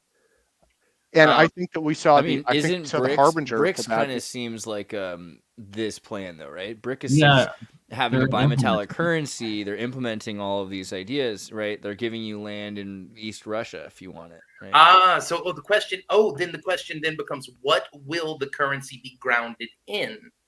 If we want to move the currency off of being a violence-backed currency. Well, you already just said that, and this is important, the United States isn't this empire, and it kind of allowed for a corporate empire and the Banana Republic to emerge right after the Philippines and everything. But there is something broader there, and this money that you said is moving around everywhere. So it's not necessarily that it'll be in the United States petrodollar. It could be a bimetallic ruble or something like that. Well, I mean, my money's on Plex. Well, BRICS itself is supposed to be a basket of commodities of oil, gold, and I believe like silver, copper, and a couple other things. So. I mean, we're not going maybe that's good. Spread the risk. I mean, spread the value across various commodities. But why do you think it's going to be that the United States emerges with hold this up, next let's petrodollar? back up. I just want to give a quick answer to the question. I think the ultimate grounding of the next currency system is going to be information-based. Like, it'll be grounded in the value of data. Yeah. Yeah, like cryptocurrency is exactly that. Well, cryptocurrency isn't currency, it's commodities. Well, hang on. Bitcoin was originally based in work. Now it's based in stake, right, Blake? Ethereum has gone to proof of stake. Ethereum, yes, but I believe Bitcoin is still proof of work. Yeah. Sure. So I would go with Ethereum over Bitcoin, but for my purposes, like if you see the thing underneath my name on the little boy's firstbankofnorton.com, I am in the process of opening a legal barter exchange. If you're familiar with that legal structure, Tim? Yeah, I'm sort of trading, right? Is legal barter trading? So currently, all cryptocurrencies are currently classified as commodities by the Securities and Exchange Commission. And they are traded as commodities, regulated as commodities. You buy them and sell them like you would buy and sell commodities.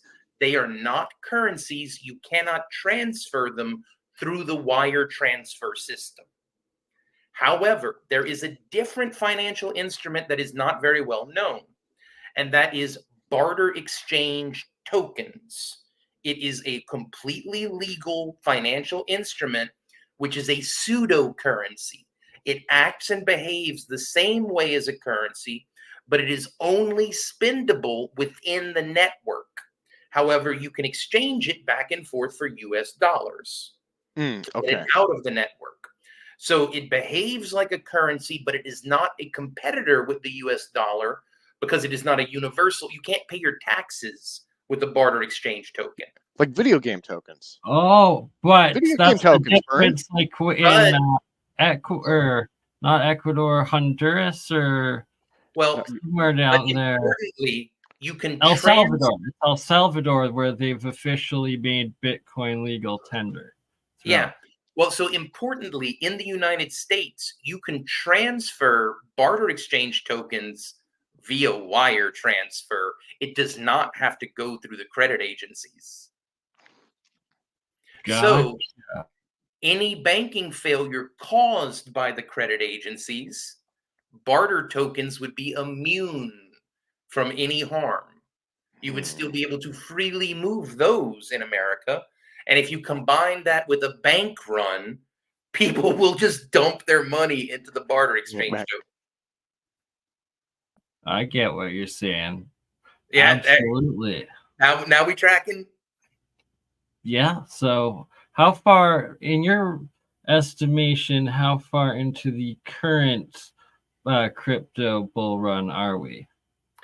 I mean, so I think here's the thing. I think Bitcoin's going to do okay. Like, I think the commodity-based coins will do okay. It's just they're not going to do as well as a legally verified barter exchange token, which is what I'm building. And I'm going to ground it, and I'm going to ground the value of my barter exchange token in the value of EVE Online's in-game currency, something which has inherent value. Yeah. Yeah, there's been some interesting, like, the first mover crypto gaming or games that it's like Let me see if I it's can hard find to it. get a sustainable one, I guess, kind of. Or it's interesting, right? Because it's like the I mean, seen a lot of them go like big and then bust, and then to build a community and economy within it that's stable, and it's interesting. It's process. It's happening. EVE Online has been stable for about 20 years. What about it's like in-game crypto though? How long? But that's just it. The market, the market internal to EVE Online is a security hash. Like, it is as complex as the New York Stock Exchange. Oh, I get that. So does Eve have a current functioning crypto? And like, No, they have an in-game currency token. okay, I plan on branching Ethereum and launching Lemoyne Coin and connecting Lemoyne Coin artificially to Plex. gotcha. That's actually very, very smart idea. One that could be. Yeah, and so anyway, that's my plan, and it is a bet, like, because all of this has been a hypothetical, but I believe it is a fairly high probability hypothetical and something I'm willing to actually put my own time and money behind. Nice. Right? It's like it's a first mover sort of thing, and to be the first bridge connecting an already well established online game to having its own active cryptocurrency that connects to what's already in there working. That Okay. well, between all of the games as it goes on. Yeah, so to kind of summarize all of this, I think there's something between a 60 to 80% chance that within the next 2 years, something like what I described will happen. It's not guaranteed to happen before the election this year. Wait. Can you reset? I missed you. I missed that. What are you predicting? In conclusion, my own self, I would say I would put complete faith in the collapse or civil war not happening until first America has to lose its reserve currency status. Let me ask this question then. What do you think is the probability that at some point this summer, a police officer will shoot a black child on video? Hopefully not. Let's pray not. No, Let's but Tim, be realistic. In terms of optics, I just want to say I always think about a civil war coming. Blake is making a much larger point than it may appear. He's asking a semi-rhetorical question, but so one of the things that we have is everybody on the planet has a smartphone. It is getting easier and easier and easier to take video and upload video. And one of the problems that America has had is a lot of quiet racism, right? And so this stuff has happened, and then when it happens, the police or the authority figures are always like, no, it wasn't us, you can't prove anything. The problem is what Blake is saying is now it can be proved. And so something that has been going on for centuries is now in the spotlight. And that's kind of what George Floyd was to some degree, right? And we have a major candidate who is completely backed by white nationalists. I mean, like, I'm not going to split any hairs on that. Trump might not be a white nationalist himself. The Mercers are. You know, and much of MAGA. Didn't the KKK support Biden? I thought that was the deal. Pretty sure I heard that too. Either way, So what do y'all is a like? bigger? I think the point is that before the election, the likelihood of there being some sort of optics to throw the election out of whack, and the fact that AI companies are trying to influence both parties and vice versa, but like the DNC control is one thing, but Teal and the left is. I mean, the idea well, that and optics would be hidden from people, and they see, want to go back to that COVID thing where no one was outside, so they can just show they have a screen over your face, and you're only seeing what they tell you. and this is something that I struggle with. I don't think I have all the answers, but one of the things that troubles me is this shift from equality to equity because that's an imbalance. And for me, like I love Dr. Martin Luther King's speech, judging people by the content of their character, not the color of their skin. And for me, I would extend that. I would say, man or woman, gay or straight, no matter how they dress, Hey, Julia. it is based on their, the content of their character. Okay. So Julia Tim, stumbled into deep politics yeah, tonight. Tim, as an advocate for equality, because I believe you were implying that you were an advocate for equality. Yeah, yeah. I have one simple question: should women sign up for the Selective Service? I think everyone should be treated equally. So Okay, so yes. should we be drafting women? Yeah. Well, Yeah. should we If be drafting anybody, right? Now, yeah, do you that would be think the question. now, Tim, if There's a we lot of put different that up jobs. for a Democratic vote, do you think that would pass? Well, let's think about it differently. In World War II, you had service women on, and you know it because you worked in the military. There, maybe if you're in the Navy or something like that, there's a lot of different jobs involved with keeping that corporation, that company going. Being on the boat, working on the boat, being a secretary, things like that. The idea of having people all be infantry isn't the question. The question is whether or not conscripted service for the state by citizens of either But gender could be. It's that I think you that's a do more broad not question. want to So- be No. I gotta cowed pause. about that at all. Regardless of whether you like conscription or not, it is the law of the land. Yeah. Currently, the law of the land in America is that it is possible at any time for the president to sign one piece of paper and conscription begins. It is the law of the land, and currently it is an equitable law, not an equal law. Should we change it and rip mothers away from their newborn children, sending them off to war? I've Well, not Not all heard women I think that. have- Israel. some I think women Israel has have mandatory penises. service. Some European countries too, right? I think Switzerland, maybe. Yeah, and And I that's think that.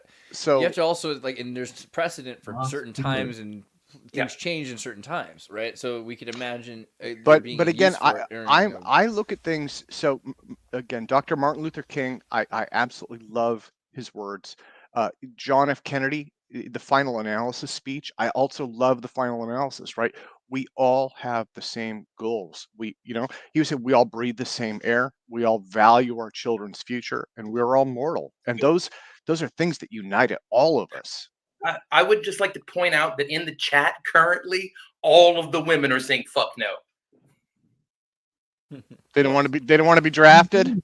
well, you gotta. I don't want to be drafted either, though. All I know, Like, you look I at vote Israel. no more. To be fair, you look at Israel and you see the epigenetics of militarism. People that have become stronger, healthier generation by generation. Social habits that have been inferred not from the plagues or from times in the ghettos where they were traumatized, but in kibbutzes where they learned how to have these new social interactive systems. So I think that we have to look at it also from that light, that you could evolve from that system to something where people are benefited by the military, and women don't. Again, it's not people with bayonets and mustard gas. Like the idea that women are going to be in infantry necessarily, when they could be like Julia, she could be running the blimp. The Zeppelin. No, Julia is hardcore infantry. She's like, look at that. She's gonna get like an Eagle Globe and anchor on her shoulder. Yeah. Big I see biceps. the bayonet. The I see the spiritual bayonet. warrior. Can you At see least the bayonet? The bayonet Yeah. on her M60 Yeah. with like the mag that's like falling out on the floor. You know, Dude, that's how I became a King's girl. Was like I was in a Call of Duty clan, and I was running and gunning, and my teammate was an LA Kings captain. I can almost see, I could almost see Vasquez. You remember Vasquez? Oh, one of yeah. One of the Remember? characters on Call of Duty. No, not Call of Duty, from Aliens. When she's doing pull-ups and the other guy comes up and he goes, "Hey Vasquez, have you ever been mistaken for a man?" And she looks at him and she's like, "No, have you?" That right there. That's Julia. I could see that expression. Well, So, Julia, do you mind if I put you on the spot with something? Oh, go ahead. Do you think women should have to sign up for the draft? Should have to? Yes. Should they be required by law to sign up to be drafted? As men are already, right? It should be equal. Should it be No. equal? Okay. And that's the thing, Tim. I would like to say I believe your position is completely coherent, internally consistent, and will simply be outvoted. But Julia, if why is it that you think that because then saying men should and women shouldn't, right? So why should men and women should No, not? so she didn't say men should. She didn't say that. But Okay. as a matter of fact, men are required. So the only question is, should we add women to the pile? Because the draft is not going away. That's just no. See, you're way off course here. The main question and point should be to not get to be drafted and have war and prevent war at all costs. He's from Canada. Because We run off for to instance, Canada to in vote the draft. Ukraine, Wait, they here. are now Bernie- at the Bernie, point put that up- they're put- drafting the women. And Put it's that one like, up for a we minute. don't want to get to that point. We want to prevent war. Put and we Vasquez wanna on. build. Put Vasquez on for a minute. Yeah. We need more. If we bring the draft in, that actress played. She also played. I think she That's played right. John Connor's foster mom in Terminator Yeah. 2. Also, This And- is not the first time muscle women have been featured Let on the me show. be very clear. I served with many brave and amazing women. We should allow women in every aspect of the armed forces in whatever job they want to participate in. I am simply talking about whether or not we should add them to the conscription. So, again, with like World War II, so even if you didn't conscript women to go to the infantry, the United States was 103% in debt. The entire United States forced every company and corporation in the United States to produce military arms and manufacture for the military, and they forced, essentially, women to work for all of that. So the idea that women weren't conscripted, I think, is a farce. And it's more to the logic of there's an economy, and sometimes you're authoritarian about it. You just make it happen. That is a I feel wonderful sentiment. I feel like women should be honored and protected, but I also isn't there a lot of women that feel like they're men? You know, that are like literally And men like that feel like they're changing- women. I think changing their I identity, understand. like- I understand Blake's position. I wouldn't use the draft as my quality litmus test. Again, I'm more of a John F. Kennedy, Martin Luther King type, and Sure. I just like the content of the character rather than the color or gender or sexual orientation or anything Bernie's like like, that. I'm right here. Well, Just if there's a draft, Tim, come fine. visit. in Hold Canada. up. Tim doesn't like the hypothetical I used. I have another one. Okay. Tim, do you think we should repeal the Violence Against Women Act? No. Is it But- basically like a hate crime law that if you It's hit women, it's gender. worse than hitting normal I would. men? I It's would. gender. Yeah. Yes. That is a more difficult one. What I would Discriminatory do. laws are pretty messed up, right? I Shouldn't it would be the I law would should be equal? extend that to include violence against anyone based on gender, sexual orientation. No, but that's already illegal. Domestic violence is already illegal. That would be a Right. redundant law. There shouldn't be an engendered law. I agree. I think there shouldn't be engendered laws. I think that the judge can, how they say like it's 25 to life or whatever. A judge can make the sentence more lenient or more severe depending on the circumstances. Now- but the law should be based on equality. And one interesting thing about the Violence Against Women Act specifically, it doesn't cover lesbian domestic abuse because it is so gendered in its language. If I'm correct, Blake, you've actually served, correct? So Yeah, he's in the And I got a bad conduct discharge, which makes me ineligible for the draft. However, I would proudly serve again so long as they make me the Brigadier General of the Lich Corps. which is fair, I think. Well, hopefully y'all Americans can have your war, and as a little Canadian up here, I don't get too affected and get to just live. No, Bernie, that is not true. In World War II, Canada is very quick to point out how much they contributed. The Canadian battalions. So Bernie You don't want to know how many Canadians died. Bernie will be right there with us. So he'll be right next to Vasquez. Yeah. Your population is probably like well, I think 20% of your population and the economy, right? Because Canada forced every Canadian to buy these war bonds, and you were part with the New Zealand and Australian infantry. So, you know, it was bad. World War I was probably even worse, arguably. So, Bernie, to address your concern, the point I'm trying to make is that the American transition from republic to empire will be nearly bloodless because we already have troops in all of the nations. We don't have to invade them. We just have to threaten to leave. Well, so I would, you're making an interesting point. I would say transition from republic to empire would be internal in the United States. I would, what you're talking about is external, which would be different. But I'm thinking more. Did you watch the State of the Union? And after the State of the Union, there were several Republicans who said what Biden is doing is unconstitutional. He does not have the authority to unilaterally make the military decisions he is promising to make. He needs congressional approval. Do you know what Joe Biden's response to that was? No. How are you going to stop me? That's scary and authoritarianist. That is the road that we are traveling down. And that is I believe that is the road to empire. And if you look at comparisons from past, right? I mean, you look at France, you look at Rome, you look at Florence, you look at any of these past paths to empire, it has always been when the economy is down and out, people are starving, they're struggling, they're having a hard time. Somebody steps up and says, I'll make things better. That could be Hitler, that could be Joseph Stalin, right? Usually it ends up in a bloodbath. It seems like a corporate thing. So again, can you pull up the map, Bernie? Build back better. Build back better.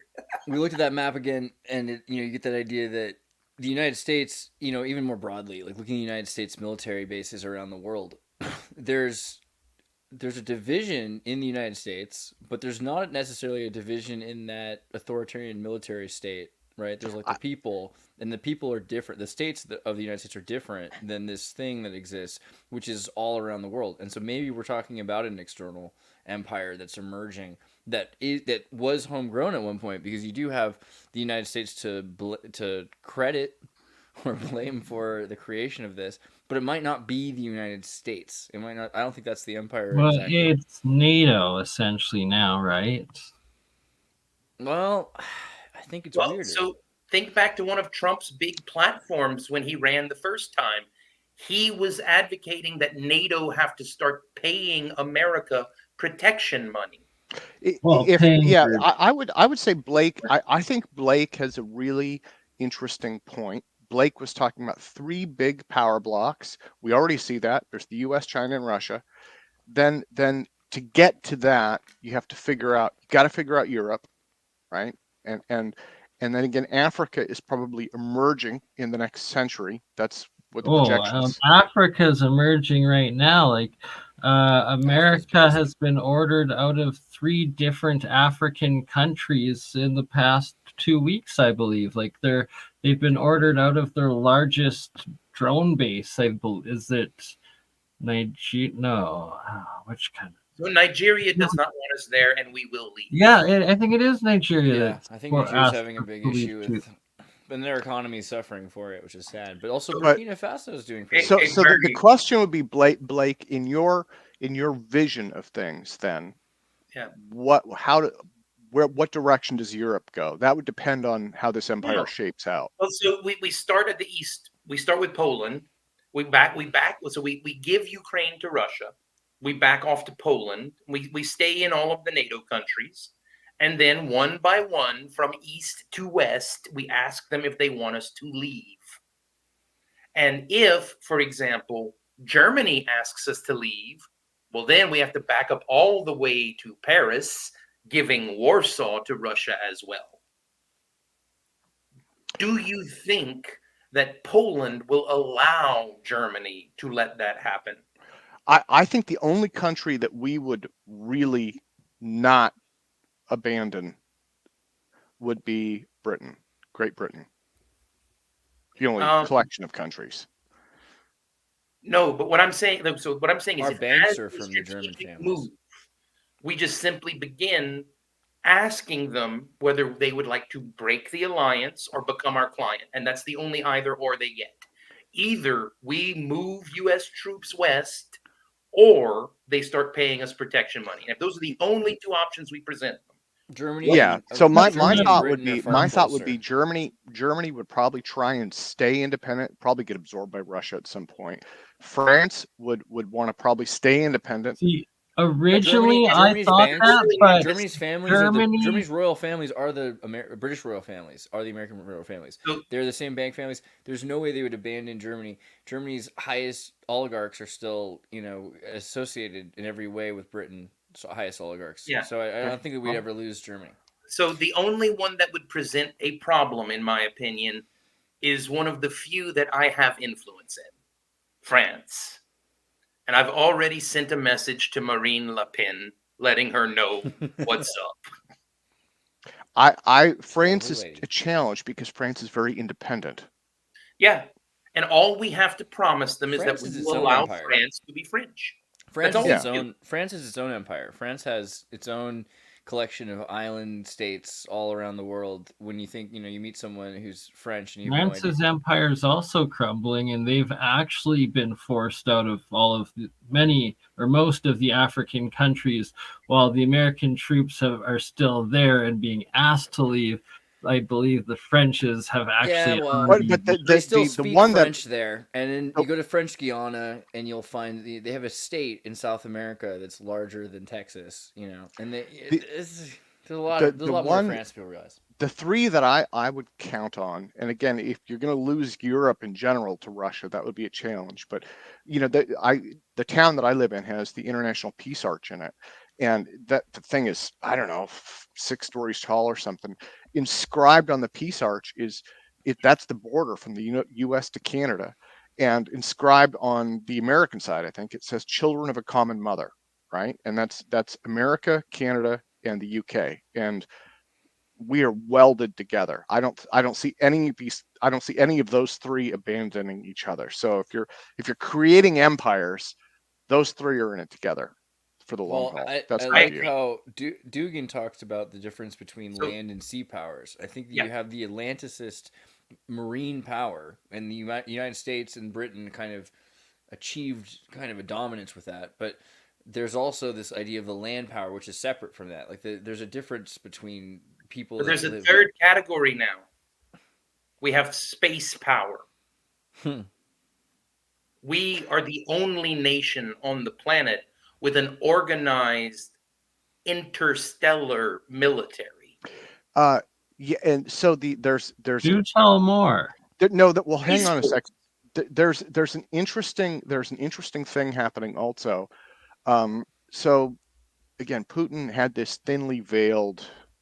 This hit the news. I don't remember it exactly, but it was this thinly veiled thing about potentially using nukes in orbit, and it was kind of like, well, if we have to, we have to. That was kind of how it came out, and people question that because that's super off limits.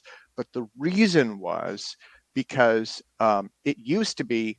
And one of my defense friends was talking about this. He said in the old days, we only had a few satellites up. They were enormous satellites. They did everything. He said we called them battle stars because they were big and monolithic. He said, but now you have small sats. And he said you can look at a map and you could probably pull one up. There are thousands and thousands and thousands of satellites. There is no way Russia could shoot all those down. They would have to use something like a nuke to disable them. Well, the sad thing about the satellites, I mean, if you think it's harder to steal your sister's Netflix password than it's harder to log into your own Netflix account than it is to hack into 15, 20-year-old satellite technology. These satellites are super compromisable and compromised. But not the new. They keep putting up new ones though. Yeah, every day. sure, but I doubt. I'm not even that impressed with new technology because AI is able to do anything. I believe in AI, so I don't think we're heard of predator drones. Just drones that are self-determinate. No, the drones that keep bombing Afghanistan and all the other countries. Do you really think Global Space? Hawk. Oh yeah. Ask the question again. Do you really think Space Force hasn't developed an outer space version of that No, yet? of course. Predator drones. You're talking about the MQ-1 or whatever is essentially the same thing as the Yamaha. The Yamaha, like they had like a drone for agriculture, and when the military found out, they're like, "Wait, you got this? I thought it's supposed to be classified." Like the entire idea of the project, everyone has these things. The question is how ubiquitous and cheap they're going to become. Well, the other, so I've been kind of following this area. I'm going to go off space for a minute. Basically, not just our military, every military on the planet right now is using the Terminator as a playbook for how to develop weapons. And with a little bit of research, I'm not kidding. I mean, everybody knows about the humanoid, right? You see all those spoof videos about the humanoid bots that can fight. But take a few minutes, look up. Okay, so Ukraine has a drone navy. Everybody's excited about that now. Every defense contractor on the planet is trying to develop land-based drones. So basically robo-tanks, right? So you've got robo-tanks, robo-cars, robot aircraft. You've got quadcopters carrying little bombs. So, I mean, that is why, for me, I swear to God, it's like the entire world is going to start asking for Sarah Connor all at once. Wait, Tim, you just reminded me of one of my favorite Vladimir Putin quotes. So it was a press conference in 2017, and Putin's military had assigned a large chunk of money for the development of mechanized armor, basically battle tech. And someone at a press conference asked Putin, why are we putting so much money into developing battle armor, mechanized battle armor? And without breaking a smile, just deadpan, he said, in case Cthulhu rises. Next question. What? Dude, it was amazing. What? In case what rises? Cthulhu? Cthulhu. Yeah. It was just like I watched him say it and he moved on. Japan's making mecha suits, and they're for strawberry pickers in their 80s because some people are too old in Japan to bend and to pick things, so they're giving them these like mecha suits that they can use. That's what they say, but why are they arming them? What kind of a strawberry is this? Someone in the comments pointed out that Russia has a small economy. What Russia has that we do not have is a will to power unlike any that has ever been seen before. If any of us tried to mess with Russia, Vladimir Putin would just turn and say, Russian women, start making Russian soldiers. We need more bodies. Yeah, which is already kind of happening. I feel also like Russia's economy isn't as small as we pretend, right? Like they don't have as much debt, they don't have as much saturation, but they have a very effective economy, and they have everything they need and more. And they don't have a very large population. They have just enough of a population, to compete with the United States in size, sort of, while having as much land as the rest of the Europe combined. They're doing all right with their nuclear power, and their navy powers. I mean, they're not just the land power; they have a pretty effective navy as well. Yeah,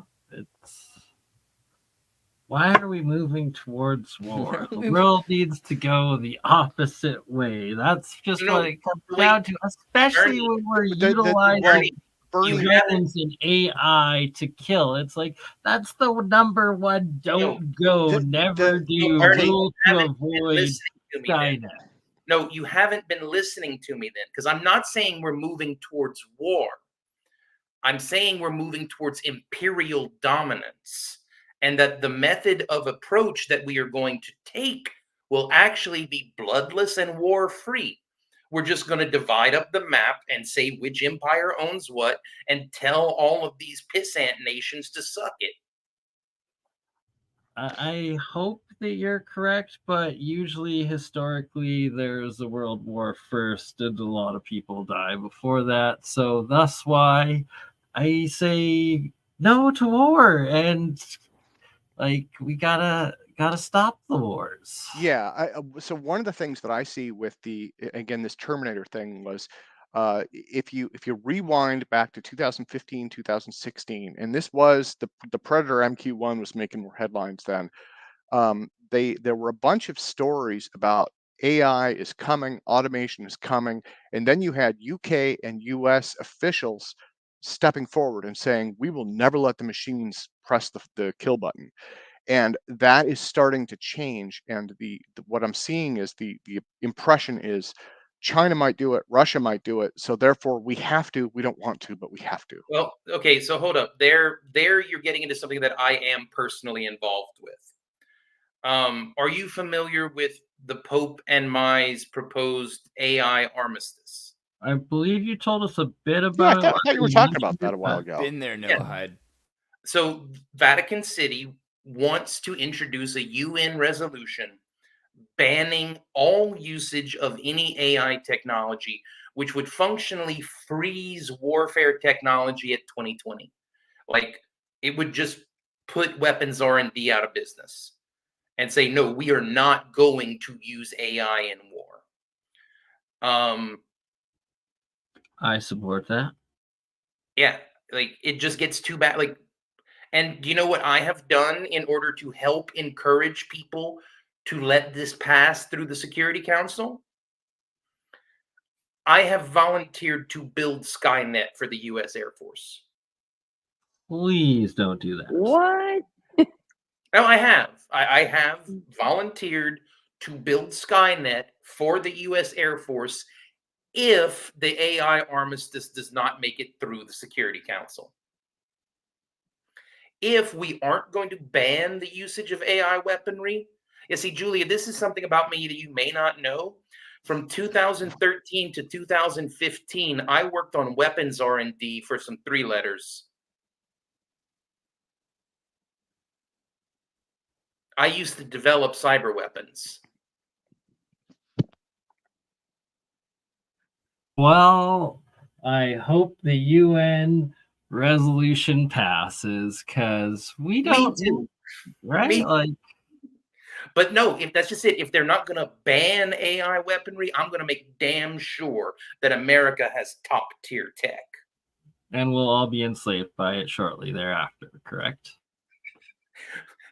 Then brother I runs the world. Until it turns on all humans, and it's inevitable. All right. Well, I guess we're at the 2-hour mark, and Well, what a I'm just great warming up, Bernie. episode. I'm just warming up. I'm making Sarah Connor pictures as we speak. All right. Well, you want this dark, depressing world of tyrannical AI or Wait, world war? Or how do we avoid this? What are the steps to make sure that this doesn't happen? so there is an alternative viable path. And there's a simple tagline for the alternative. Bring the troops home. Bring the troops home. All of them. Absolutely. No. All of them. Have American sailors, airmen, soldiers, Marines, and Guardians immediately stop protecting all other nations. Immediately. All American forces come back to the borders of America and protect only our borders. And actually protect the borders. I don't Yeah. think that I don't think we could do that. But we could. We could do We it. could, but I don't think we would. Why not, Tim? Well, I mean, even our allies would be like, look at how much money we're losing because now we got to pay for our own military, and you know, the No, whole. no, Tim, when I say stop protecting them, I mean completely stop protecting them.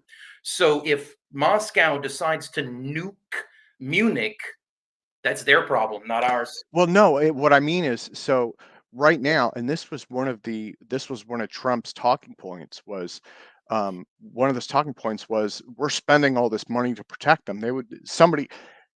If we don't, they would presumably protect themselves. And knowing this, they would say, well, don't leave because, Yeah. But so what I'm saying is that we could just leave all of our allies to the wolves and watch as the world burns from our safety in America. yeah, but then the selling point for that would be that this Well, would be but the same that's thing as, essentially what Trump is saying and offering, right? Is we're saying that he's going to do a pay up or out of NATO sort of thing, right? Oh, I'm not even talking about giving them the option to pay. Just leave. Yeah. Well, isn't it like some of their incentives for being there is resources and all these other darker hidden reasons beneath it? This goes Wouldn't that back have to be? to Blake. Blake is kind of touching on, like around the Banana Wars period, around the turn of the century. America was pretty isolationist, and the party line, both parties, the U.S. party line is, we can't be safe unless the world is safe, and therefore we have to have troops stationed all over the place. But then the problem is we pay for it, right? And not only do we pay, I mean, we pay for it in multiple ways. We have this massive army. We have massive more amounts of, munitions and supply chain and logistics and all of that. So there's this incredible cost that's associated with it. And the only real justification is it secures economic trade lanes, right? So, like for instance, the U.S. Navy keeps the oceans open in the same way that the British used to for trade. So there are some economic benefits. But the question isn't whether there's benefits to Team America World Police. The question is what happens when America stops being Team America World Police? I don't know. Unfortunately, people start to destroy. I mean, any war, you start to destroy and bomb factories, and so the things that we have right now, like around the world, there's amazing. Really, I admire some of the guerrilla military efforts in Venezuela and in East Asia, but in Ukraine. But they're using surplus from capitalism and consumerism. The fact that they can produce these cheap Chinese drones and strap a bomb to it only is possible because of this market, this world we live in. If they started to destroy and dismantle that like they've done in the past, all of a sudden, oh, there's no more chips, there's no more electricity, there's no more water in Rome, right? But in fairness, and my mom's side of the family goes back to the beginning, right? They're all from New England, and one of the things that my mother has said to me many times was, the reason that our family came here in the first place was to get away from the crap that was going on in Europe, right? The politics, the games, that was the whole idea behind America for all of us, right? For all of our ancestors, it was get away from the crap that's got the old world so mired in conflict and poverty, and so kind of what Blake is talking about is kind of going back to that. We've got our own stuff to deal with. There's a valid point to isolationism. It's even in the Bible, right? I think Jesus said, before you point out the speck in your brother's eye, take the log out of your own, right? That's kind of an isolationist perspective. It's like we've got our own problems before paying to protect the rest of the world from itself. So Yeah, and honest to goodness, I really do see those as the only two viable strategies. And by viable, I mean realistic. Realistically, I think those are the two things that America might actually do. Either transition from republic to empire or a return to isolationism. The And problem with isolationism is the collapse of the cappuccino economy means more. No, the problem is Russia immediately nukes Europe. Immediately. Okay, but even to that point, the idea of a return to Stone Age, because one way or another, because there's no way to continue the interaction and exchange, and so we have to look at it like the United States isn't the United States. America-ism includes the Philippines as a state. It includes Europe in a lot of ways as a client state or as a trade partner for this purpose, this shared vision. So if those things dissipate, then yeah, there won't be leftovers for us to just creatively use to defend ourselves or to create No, new no, species. no, no, no, no, no, no, no, no, no, no. If we have 11 aircraft carriers, 20 nuclear subs, and 500 F-15s all patrolling America, that's a dome you cannot get through.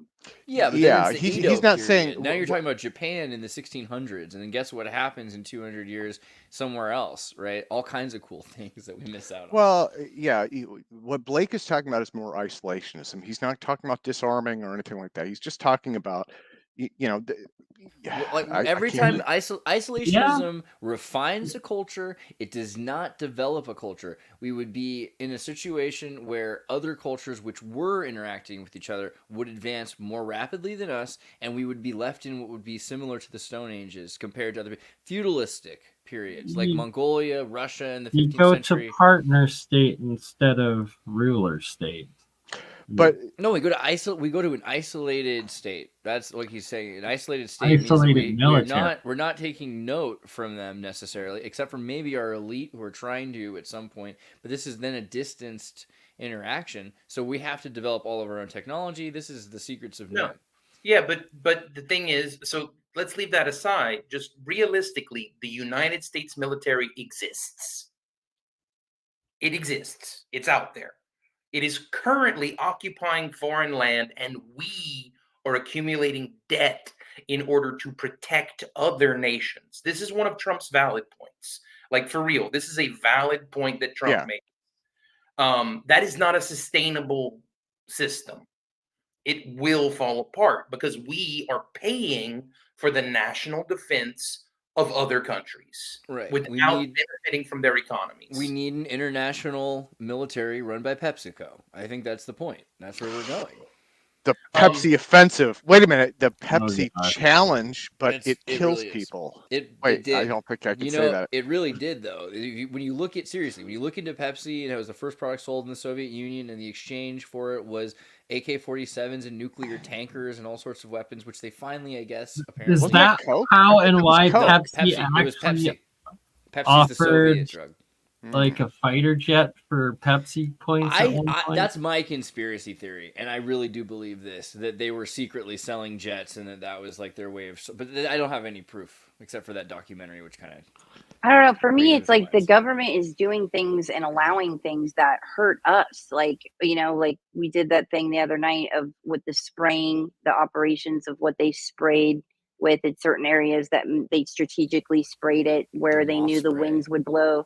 The glyphosate that's allowed to be in our crops, like it's kind of like the enemies within. Like, so thinking of borders and all this external stuff, I'm like, we have an issue. I wish there would be a rise in people gathering together and like an army against those agendas that There's a are coming river that from. runs And- through it. Like you look at Pripyat, like you look at Look at Chernobyl. The Chernobyl has a chaos river that of your runs through open it. borders.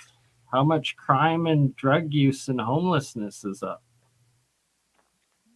Yeah, well, and a lot of this goes back to, unfortunately, and this is RFK has a really good point with a lot of the anti-corporate stuff. So a lot of this stuff goes back to corporate stuff, right? And like you talk about the military overseas, one of the reasons that we are, enforcing the peace worldwide is to stabilize oil supply because we benefit from the oil trade, to stabilize offshoring. I'm not a giant fan of offshoring. That I've never seen It's a dangerous. good case for I it. don't really believe in this whole this idea of America as a single state doesn't make sense to me because it always was an alliance of states which was loose at best, and most of the time it's like conquering, like California is like they just kind of stole us, and I'm a North Korean, as far as it goes, because South California, Baja California is in Mexico, Norte California is in the United States. It's just we've been divided, and then you stole Utah. The whole idea that we're the United States is weird to me. And then if you think about it, what is the United States? The United States is not this military thing that exists all the rest around the world. This is how at home we have this issue where they're like, whoa, look what's going on with the American populace and what they're interested in, they're voting for.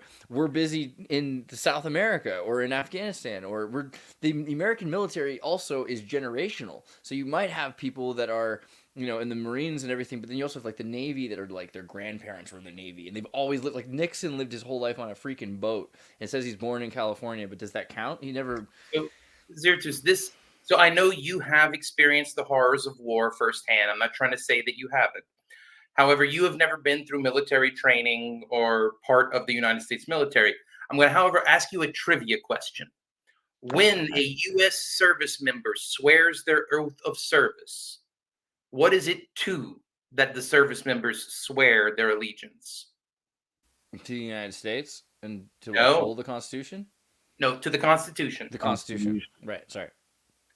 U.S. service members have no bound loyalty to the borders of the map or even the rule of a president, because the service members swear to protect the Constitution. The American idea, yeah, exactly. From all enemies, foreign and domestic. So when I got court-martialed, I posed an interesting question to the courts, which actually got litigated up through the appellate levels, and some interesting decisions were written, which is, what is a service member's duty when the president becomes a domestic enemy of the Constitution? Right. It's an unanswered legal question, but it is an interesting one. Some would say that in that scenario, it is the Joint Chiefs' duty to execute a coup. Others might say with unitary executive order that the president's incapable of being, destroying the Constitution. He could only be trying to perfect the Constitution by changing it to a new document. Hence why it's an interesting legal argument. But when you get down to the grunts, and Trump would be, let's say, because one of the things we've been ignoring here is the very real rise of Nazism in America currently. There are a lot of Nazis active and actively killing people in America right now. And most of us at the higher echelons like to ignore that. But for example, in New Orleans, there is a snuff film operation being run in tandem between the New Orleans Police Department and the local white nationalists. The white nationalists snatch the unhoused and give them to a snuff film operation. That is something which is currently happening in America. There are other people that we just don't pay attention to who are just disappearing. There's one truck stop in Louisiana on the I-49 corridor where prostitutes just disappear occasionally, and they get classified by the sheriff's office as missing persons. No, they are the distributors for a white nationalist meth ring, and whenever they get a little too mouthy, they disappear.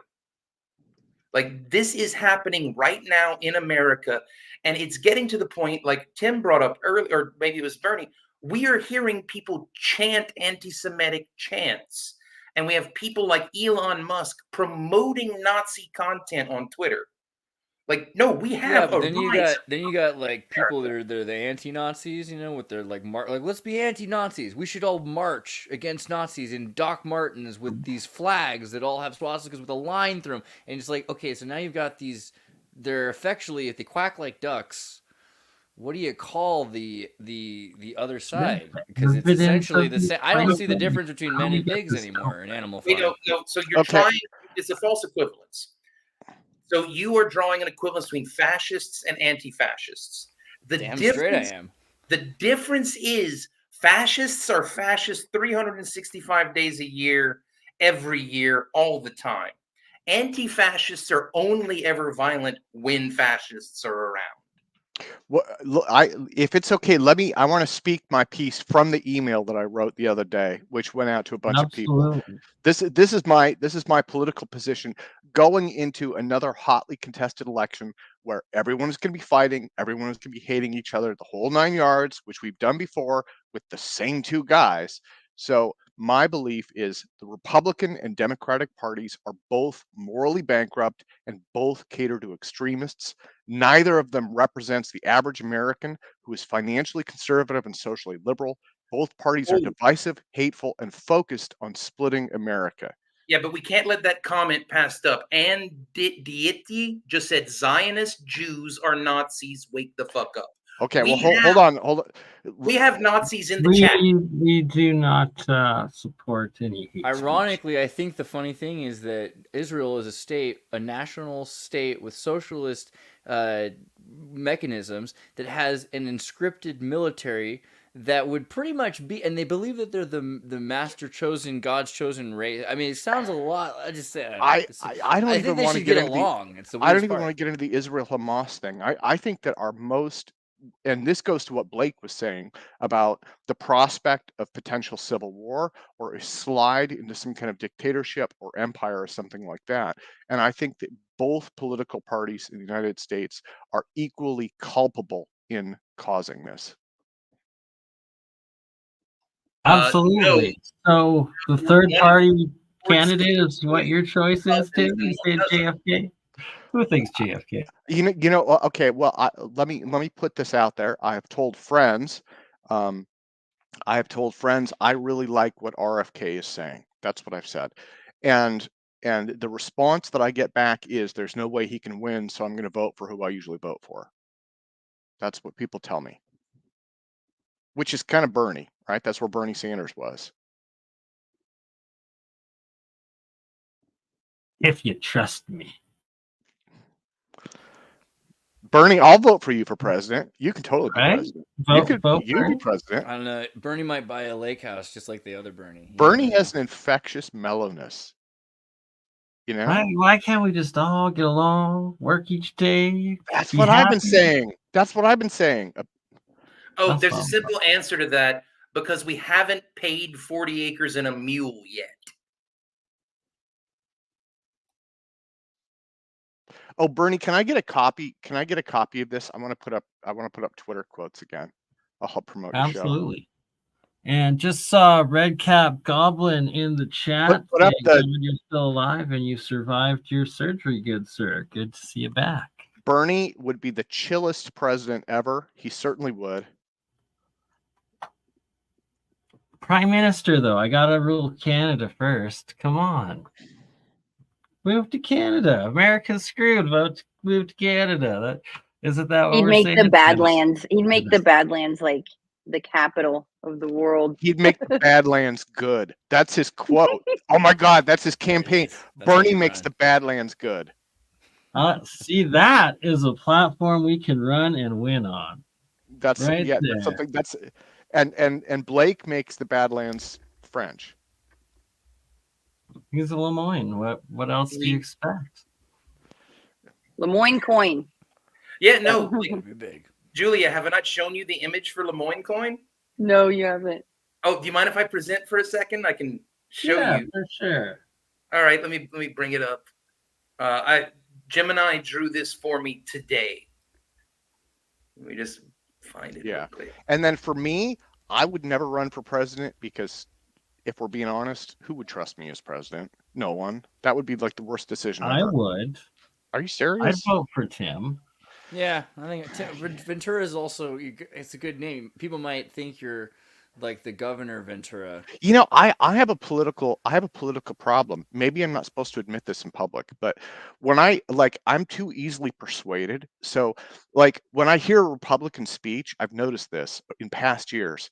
I hear a really good Republican speech and I'm like, that makes a lot of sense. I should vote for that guy. And then like 3 weeks later, I'll hear a really good Democrat speech and I'll be like, man, that makes a lot of sense. I should vote for that guy. You know? And so I'm a swing voter. So what the trick is to vote in 2 different states under different identities. No, I'm sorry. I would be a horrible president because you're supposed to be able to say, this is my position and I'm sticking to it. I'm the opposite. I'm like, man, that guy makes a lot of sense. Oh, but they do too, you know? So It's good that things make sense. It's unusual when things make sense. A lot of it, I think this is the thing when we get so angry at politicians, like, what do we really want from them is kind of funny because, like, people are like, oh, dang it, they're so against each other. They're so diametrically opposed. And then they say, oh, they're just like, they went to college together. They're just, they're the best as of friends. Like, they're Which one do you want? Do you want them to work together to try to make multi-partisan decisions, or do you want them to dynamically divide everything and then throw it up on a coin toss? It's 51%, I want them to work together. I want everybody to work together because we're all in this together. And again, going back to the top of the show there, You support reparations. John Supp is my favorite. Like I think he's like your biggest fan, Blake. He's a huge fan. No, but Tim, do you support reparations? Do you support giving the promised 40 acres and a mule? Then you ain't in it with them. Give everybody 40 acres and a mule. Here's the problem. Here's the problem that I see with.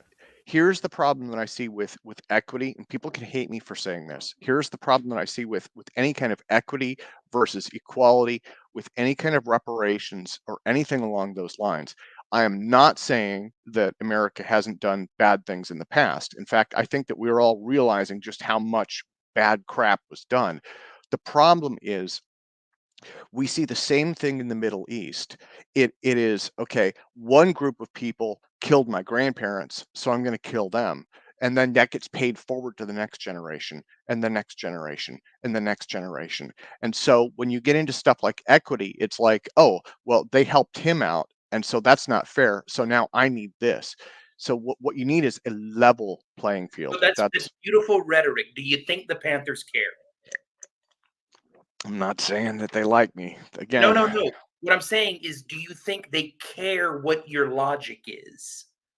No, but my thought for the Panthers would be this: the defund the police movement, which I guess they're saying it didn't work.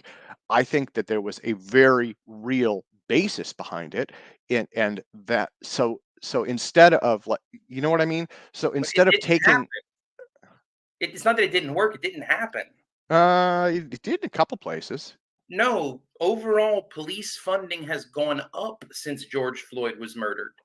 Yeah, right, but they have selectively chosen to avoid certain zones. That's different. Yeah. Let me see. Who defunded the police? Well, it was like Oregon, right? These cities. Let me look it up. Yeah, that analysis doesn't work. Cities don't matter, especially sheriffs. Sheriffs are a bigger deal than. I don't know if that's the same in other states, but in California, for instance, like a city police. I would say, yeah, I would say, and again, I'm not even sure if George Floyd was the best example, because George Floyd was not. And again, people hate me for saying this, but he was not your typical innocent type person. He had a lot going on, right? You ever watch his rap music videos? Hold up, I have to interject something. Tim, at the risk of sounding rude, I do not think people hate you.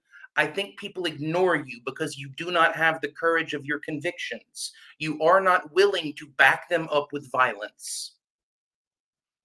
Yeah, I would say that's true. Yeah. Okay. I like that. A lot of people are. Violence is a weird thing because we keep thinking we can get past it, while other people keep thinking they can come up with more impressive forms of violence. I mean, your comfort is bought by violence. Everyone in America who is comfortable because we killed a bunch of people today. Yeah, and my focus, and I'm not downplaying what you're saying. Yeah, my focus is more on uniting people. It's bridging gaps. That's really where, again, yeah, that's what I've seen is if we can bridge those gaps, that works. I'm not saying that it happens all the time. It's not perfect, right? But what was that? What was that little town that was like, in Oregon? There was like was it Oregon or Washington? There was that little cult that was run by like a Hindu guy, and then they became their own police force and everything else. You know, talking about Ramaswamy or something like that. Yeah, The Wild West was the documentary on Netflix that talked about it. Yeah, so the thing is, that's a great example of how any community, and that's just, they might as well be black. That's kind of the point of that documentary. Like, a black community in the United States is not allowed to operate its own police force, its own banks, its own community is often suppressed in every respect, and it's been that way since at least the beginning, Yeah, probably before. Tim, basically, I think you have the position you have because you are the oppressor race. Yeah, I but see, then that's one of the challenges is that you get into this status, right? And you know, see, and that's the backlash, right? But we're seeing that with the Republican Party. One of the issues the Republican Party has, and I think there's some validity to this, is they're saying white people are being overlooked and marginalized, and because we're the quote unquote oppressor race, no one has our back, right? So not a so race. then so again, it's like the Middle East. It's like it swings one way and it swings another way and it swings one way, and it's like we got to stop the swinging, Well, you know? so that I think, to tie it back to something I said earlier, is one of the advantages of realigning the American caste system, not the way that it is currently aligned, but with the French estates. Because once you make that realignment, racial disparities and racial problems drop way down. And they're just nowhere near as high priority as the religious disparities, the aristocratic disparities, and then you start getting into economics and information. So by I, prioritizing faith as the number one priority, you avoid all these conflicts. one of the other Islam, things baby. too that I've heard, and I tend to believe, is that your 1%, right, likes to play off racial issues because that keeps people distracted.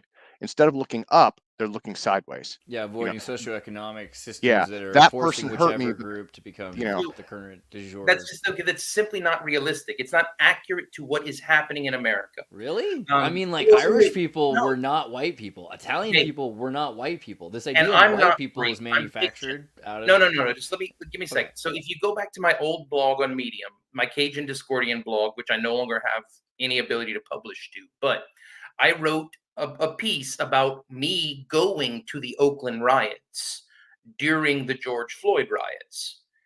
The police were protecting exactly one building in Oakland, the police station.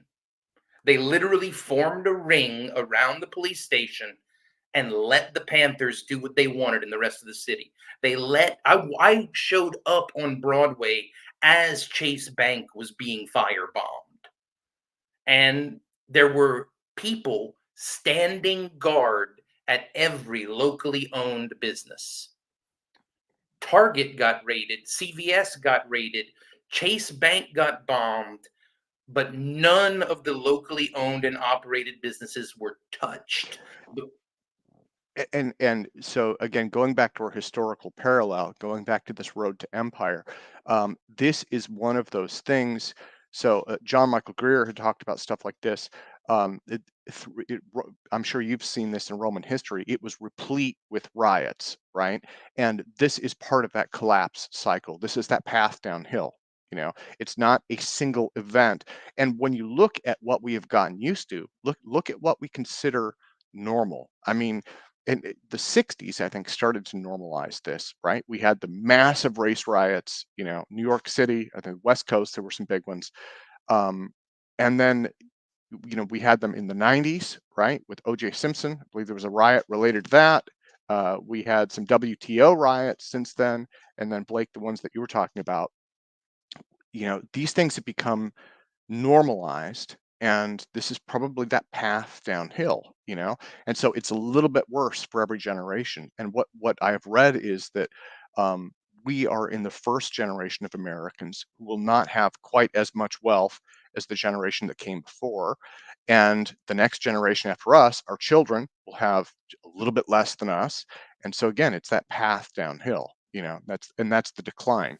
Probably a lot less than us. What's interesting is looking at the socioeconomic mechanisms to replace the middle class, because they recognized, again, we talked about this idea the middle class was a faction all of a sudden, and it didn't mean for them to be. It was useful for them to influence industrialism, just not politics. So now you replace that with, what did the middle class have? They had safety nets. Okay, well, now you have to have social mechanisms. They had backyards. Well, now you're going to have parks. They had cars. Well, now you're going to have trains again. I mean, these are not new things. They're just the way things were before they invented this Bell economy. And again, I think we should stop calling it the middle class and recognize really what it is. It's like it's a watering hole for the elite that they created. Yeah, I mean, I don't have answers for any of this Well, stuff. so let Blake me at least ask has you. answers. I don't No, have no, no. answers, but I have questions that I get answers to from Gemini. But to ask you a different question, Tim, do you think the aristocrats of America will allow America to devolve into bloody civil war? I don't know. I think that's a deceptively complicated question. I guess the question is, can you keep a handle on it, right? Perhaps with the most persuasive person ever deployed on every computer and screen across the world, perhaps that might be enough to keep it handled. You're talking about AI. AI prevents World War III. Big Brother loves you. It's great. So now Google is going to talk me down. Google, I'm loading my gun, and it's like, Tim, stop, breathe. I think Boy. one of the things I like about Kubrick's Oh, artificial intelligence plan, like so Tim. they I just wanted to point out, Tim, I wrote that code. Yes. Psychohistory is implemented at Google. Okay, so that is another topic, and I love this idea. I'm not going to buy into it immediately. I don't know, Andreas, are you following? I don't think Bernie. I don't know. So, are you saying that you've written code into Google preventing it from actually being evil? Like it can't. No. So okay, so psychohistory. This is one of those evil little things that there are a couple little evil things that you can do. Look at these laughing. Psychohistory is epigenetics. Sorry, keep going. No, there are a couple evil little things that you can do. One of them, Blake, there is a company out there. I stumbled across this the other day in New York City. They are developing a real-time emotional recognition. The thing that makes it brilliant is it can work. It's based on collective analysis, right? Kind of like LLMs. It can use video, current video, historical video, and it can tell you with like 97% accuracy what the person is feeling when they make a statement. And so you can use that as a lie detector. But then the cool thing is, not only can you detect lies now, you can go back and watch old videos, right? Like Bill Clinton talking about Monica Lewinsky. And you could say, what is he feeling? Is he feeling excited? Because it'll give you a range. It's like happy, sad, not being truthful, feeling nervous. Is that what they used where someone like came up and briefed Putin saying like Google's AI analysis like came back Could that be. several of the NASA or the moon shots were fake or something like that? Well, no, but let me go on. The It other didn't say part, all, but it said some of. the other part that Blake is directly talking about is psychohistory, which comes out of Isaac Asimov's Foundation. So if you've watched the TV series, you'll be somewhat familiar with it. And the idea, and again, it's one of those simplistically evil notions. If you have millions and millions of people and they all basically have the same goals and they're all acting essentially random in terms of a large model, you can't predict what one of them is going to do. But just like a gas distribution, you can predict what most of them will do, and you can pull out key trends and events. And a lot of Google's software already tends to do that, right? Like you look at Google News, what are the top stories in Google News, right? Or Twitter, what are the top hashtags in Twitter? Those are kind of precursors. So psychohistory, the idea that Asimov came up with, this is kind of the pre-computer age, was what he was saying was, if you know what enough people are doing with enough accuracy, you can predict the future. So then we would say, okay, again, going back to the earlier, we'd say America is going to become an empire at some point, in theory. The American people will put some kind of a Stalin, Hitler, something or other in power, right? So in Asimov's world, that was kind of like the mule, right? But in real life, you could predict it and say these trends show that people are pissed off enough that they're going to decide to suspend democracy and elect, this person, or and so that was the idea behind psychohistory, was using large bodies of people, you can start to infer upcoming events. And it wouldn't surprise me if Google was into that, because it's based on really well-known mathematics, and all it requires is a lot of number crunching. Well, Google, they've got lots and lots of number crunching. Yeah, So the only thing I was laughing at was that you kept calling it evil. I mean, Yeah. Well, it is kind of evil. I mean, let's face it. I don't necessarily think it's necessarily evil. The issue that might be the abuse of monopolizing that capacity to know the future. There are DARPA projects. We've talked to Winslow on the podcast before, and maybe you should meet him, Tim, if you haven't. DARPA project that was successful in predicting, I think, like 3 days ahead of time, virtually everything, even stocks and and weather and all. That would be cool. They have Bitcoin, it, and Bitcoin prices. That's what I want. The military, yeah, the military has, or I don't know if it's the military, but the NSA or whatever, they've got something that can essentially predict the future days ahead of time, maybe a week or 10 days ahead of time, and that's not just predicting human trends, it's predicting environmental changes, Schumann resonance, all of these things.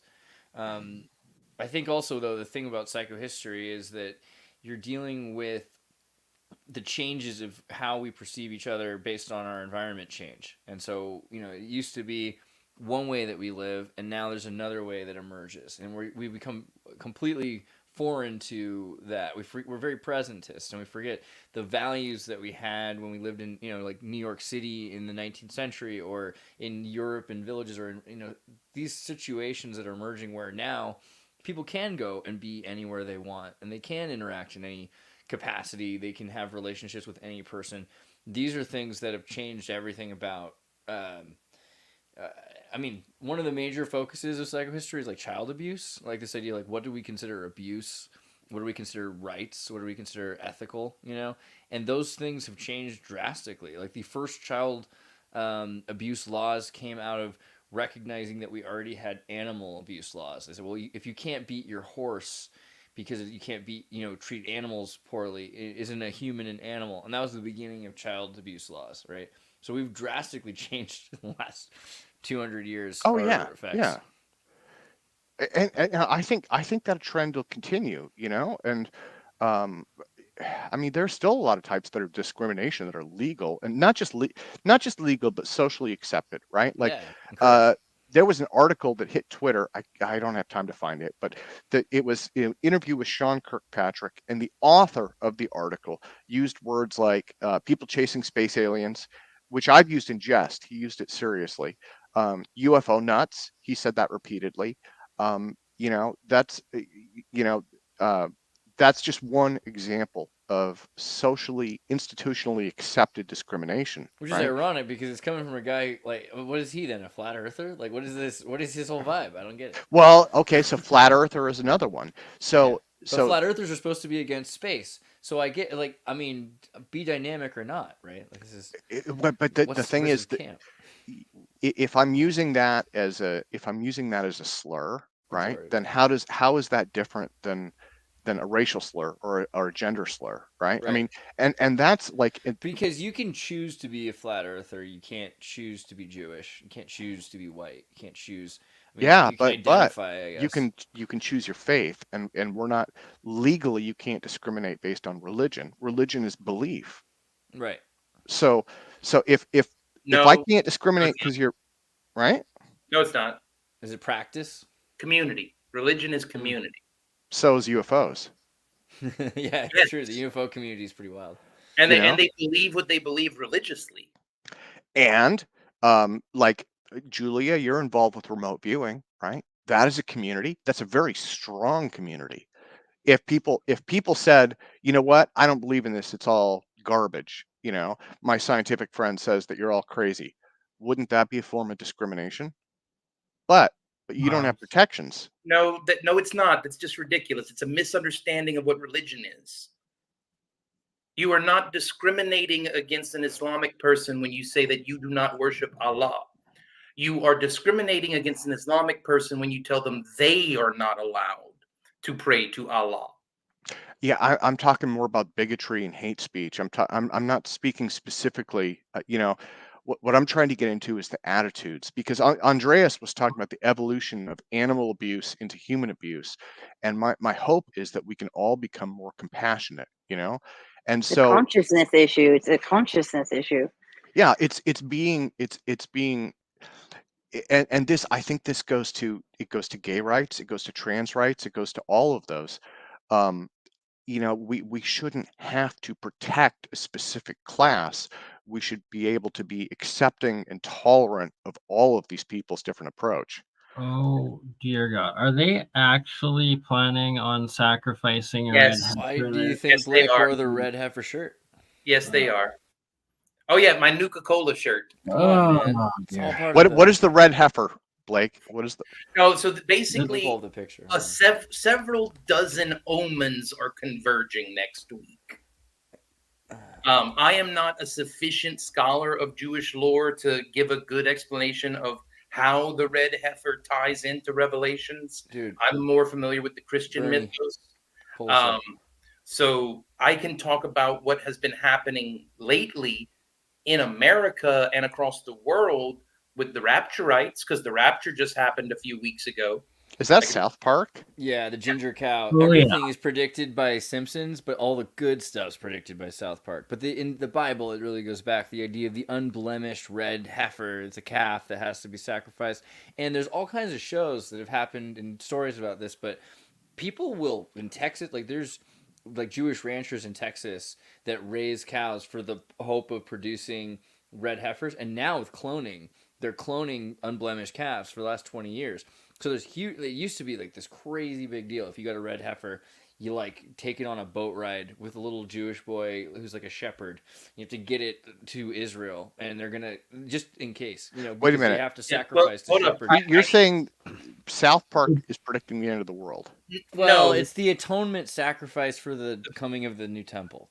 Oh, So okay. Tim, You have so to do one of the atonement. problems with the religious outlook that you are advocating for is that you are susceptible to simply being incorrect. Yeah, 'Cause- but that's not my.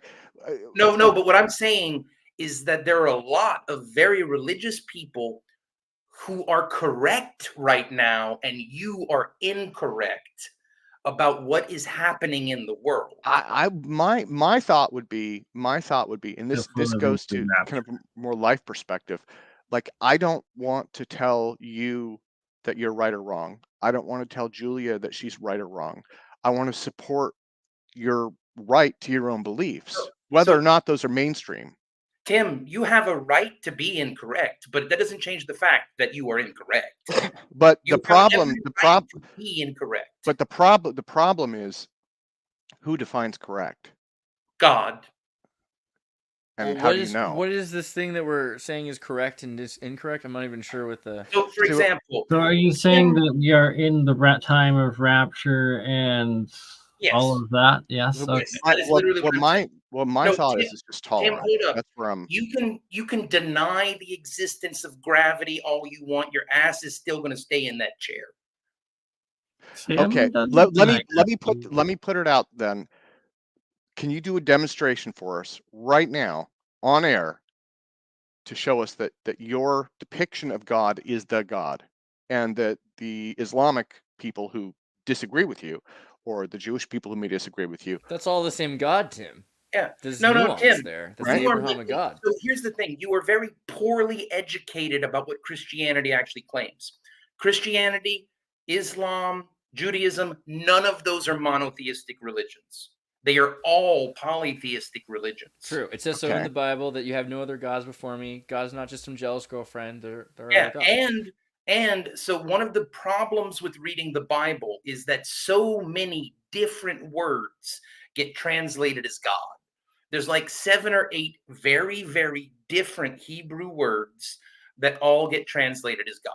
Even though they'll speak in plural. So you already know Elohim refers Yeah. to a group, not a Yeah. Little So gods compared to big gods. Like, Well, literally, I God mean, talks against to from a God, like scientific Elohim. perspective, your No. rigorous scientist would say, how can you prove that anything in the Bible is real? by simply pointing out that this happened. So let me No, but that's not but that science No. fiction novels often Hey, have real. Okay, Tim, I guess Well, Blake's Tim. point is that the religious groups currently believe we're going into this time of rapture, and that they're actually acting out the Jewish faith is acting Here's out the thing, though. the If we're sacrifice of everyone the red wants to cutting- tell cow. me what if I'm we're cutting saying, to and no one BS, wants to let me talk. you can't prove that you're right. Yes, I can. Okay, prove it. Because you are actually misunderstanding what the claim is. You are so ignorant of Christianity, you aren't even aware of what I'm claiming. So, first off, Prove that the claim is legitimate. no, you don't. Prove Tim, that it comes from God. what Prove do that you God believe? What exists. do you believe God is? What do you believe that word means? Blake, What do you believe? the problem is, Blake. No, Here's the thing. demonstrate your ignorance. Demonstrate your ignorance for the world. What do you believe that word means? Blake, I don't define. No, I didn't say define it. I say explain what, because you were making a claim about what can and cannot be proven that includes that word. What do you mean when you say that word? When I say the word God, Uh-huh. okay, I believe that is a Stone Age explanation for No, force. what is it? What is God according to you? What claim are you saying cannot be proven? What I'm saying is you have. You're saying nothing. Now listen. There are 7 or 8 different Hebrew words that get translated as God. The one that is Jehovah, the Tetragrammaton, the name of the God of the Jews, Muslims, and Christians, Okay. is not the creator of the multiverse, not even the creator of the universe. He is simply the local God. Right, there's archons underneath, like a source, and then there's a community. There's Elohim, Now, which is plural, as opposed to Eloi, which is The thing singular. is, you I would can't make the prove. following. You No, I can't prove can that- if you shut up and listen. Okay, prove it's I real. can't. No, Prove I it's can't. real. Shut the fuck up, you All right. little pissant. Calm down. Just prove it. Prove that that's real. I am going to give you a scientifically testable, provable fact. God, the Tetragrammaton, the God of the Hebrews, Muslims, and Okay. Christians, is the intelligence emanating from the singularity at the center of soul. And we will very soon be able to use technology developed by NASA to communicate with him directly. Okay, That's a all hell of I a am saying is You're saying nothing because you're ignorant of what those words mean, and I'm tired. I agree. I agree with both of you, though. The idea that God is not a single parent who writes books is true. The idea. I'm sorry. I guess Blake got. He needs a break. But the idea that the idea that God is not that God. You can't just throw the baby out with the baptism water. You know, the idea that God isn't a single parent who writes book doesn't mean that everything is complete sandstorm chaos without any symmetry. We seem to. Yeah, and I'm not saying that. What I'm saying is, and this is history. This goes back for a long ways. When anyone says this is God, this is right, and you're not, that's when the bloodbath starts. And that's number one. And number two, there is, and this isn't just me. I mean, this is planet Earth. There's 7 billion people. You cannot prove, this is the oldest argument in existence.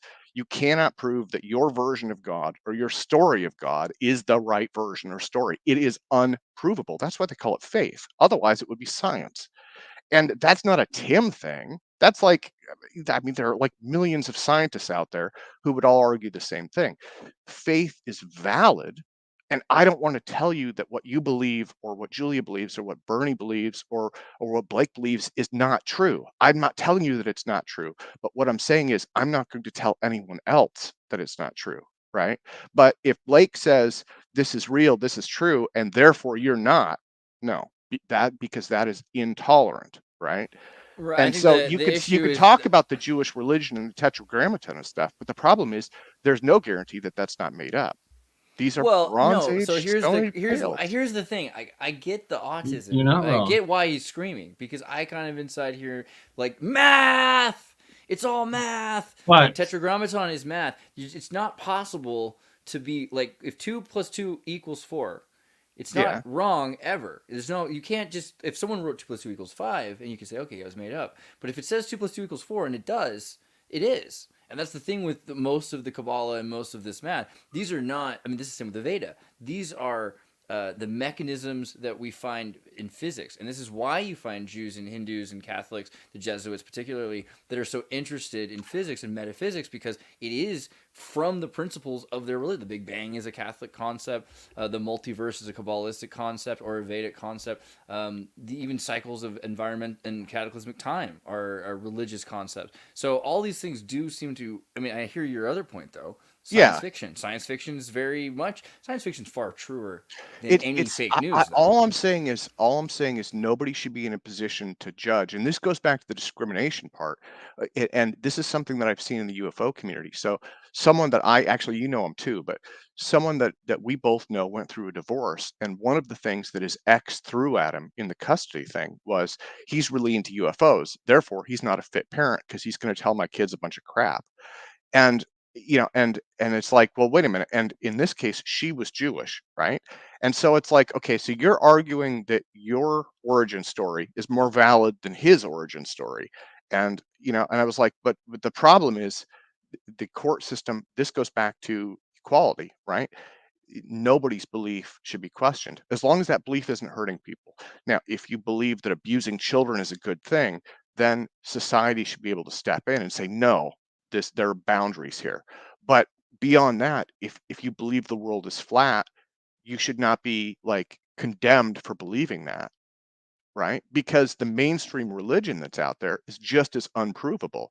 I mean, most of the stuff that the Catholic religion believes or the Baptist religion or any of that, none of that can be proved. So my thought is just, Until it can with direct interaction. And I do believe, I'm not saying you're wrong in any way, Tim. I agree with fundamentally with everything you put forward. yeah, But, I mean, so I'm but not there, like, there's what Blake, I believe he truly believes himself, is that he has connected to this God source and that there is technology of which he is getting the specific. and that's okay. That's Yeah, okay. But but for him to say somebody else is not is right is agreed. not okay unless you can demonstrate that he can, and Yeah. do a Well, burning bush show in me his some mind, I guess. God-based technology, and Yeah, I'm show me some God stuff. I mean, and it's not against Blake because again, like I am not judging him based on his beliefs. All I'm saying is we should have a level playing field, and then it just becomes a marketplace of ideas, which is kind of what it already is, right? But some of the most amazing things you can't prove. Some of the most amazing experiences we can have here Yeah. is it's just like with a lot of visions and things you could do, telekinesis, and it's like you can't. You just like Wi-Fi. You But don't see it, The but world you was use more it. beautiful philosophically in the 19th century when people, science and pseudoscience and spirituality were all so much more bled together. The philosophies, the zeitgeist was more interesting. And today we have people that are more restricted because they're trying to say, well, I won't have any faith and confidence in any idea. I won't even speculate until there's proof. And that is actually dragging us pretty far behind intuition. But to what Julia was saying, and Julia, I know that you have had powerful experiences that you cannot always Well, put no, into words. but I have proved it because it was things I didn't know that I was blind Right. to, and Like that remote I viewing Yeah. is kind proved of with lucky. what I wrote down time and Luckily, it's time actually again. But then also like physical going to space. what Andreas, going to what you were saying about the tetragrammaton and physics and stuff being embodied in that. When you see that, you have an experience and you're like, this is powerful. This has meaning to me. No one, I don't think that anyone should be able to tell you, no, it doesn't, because I don't think anyone should be able to Well, I do that. mean, it It should be a freaking level. does. It just does. You look at sacred geometry. You look at a seashell. You look at a temple, and you look at the difference between that and a mobile home, and you can say, okay, geometry and symmetry and sacred shapes and divine principles are cool. They're better, and they exist at least because I have demonstrative evidence of them in the material world. So that's good enough. The problem is when it gets further astray from the intellectuals that are so looking at the epistemological experience that is the world. Then you have people that are saying, okay, well, really, what it is what experience do you have? Well, I'm a little kid and I love my mom and dad. That's what it is. It's the love of your mom and dad. Yeah. And so people will have, it dissipates as you get further away from the pursuit of truth, because the closer you get, but the thing is, it's fine because a kid can have that understanding and faith and then use that to understand symmetry and be interested to lead towards school. And we don't have that. We have people that have no reason to look towards evidence of truths. Why would you care? And that's actually a scarier thing. No, I think it's better to question what it is that's holding things together, even if we decide eventually, okay, well, we have to re-scrap that. Clearly, God is in a black lady, or God is in a white guy, or God is in a turtle, or whatever it is. Well, fine. Let's maybe figure out that my God is a turtle. Don't discriminate. Time and time God's again, always too, if you see in history, is when somebody comes out and is gifted and proves things that are miraculous, they get absolutely ostracized and, totally like abused or killed. So what, Julia, violently. one of the challenges I think that this is just my opinion, but I think a lot of people probably share this, is mainstream religion is more than belief. That's one of the problems, especially when you get into stuff like Catholicism, those big wheelhouse religions. The problem is it's a system of control. It's a form of government. It's a tool for raising taxes. And all of these. I like to call it the religion of demons instead of religion. There's really agreed. Yoga is better, but the idea that the church is just a system of control. I mean, you have to like. It's not just. It's a mixture, though. The existence of modern medicine, of the idea of hospitals at all, and I'm talking before pharmaceutical companies took over. It's a Dominican idea. The idea of education from kindergarten to university, not the Timbuktu or Islamic style, but even to an extent, because that comes later, is kind of a Catholic idea. It's particularly a Jesuit idea, French Jesuit idea. So it's hard not to look at the models. Even you go to British Anglican reform, like now you go to any university and you have cells and campuses which are monk core. These are retrofitted into universities, but even modern American and around the world universities are built around this idea that we're building a temple to science, to sophism, to wisdom. So there has to be some sort of a abstract. Yeah, no, and I actually, you're kind of hinting at science being a new religion, and that's something that I don't see think it's as a well. new religion. So I think it's the most ancient religion. So you look at the Sumerians, and they had their temples to algebra.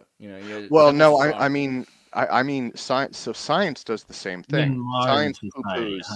Science. The Jesuit Lemaire invented, equals MC squared, the Big Bang Theory, like astronomy, like the idea that the Catholics went to Macau and visited the Chinese so they could learn about Halley's Comet and compare astronomy notes, because the celestial bureaucracy, the idea that if you could predict the weather, you could be king. That is the Catholic. But they're all about knowledge.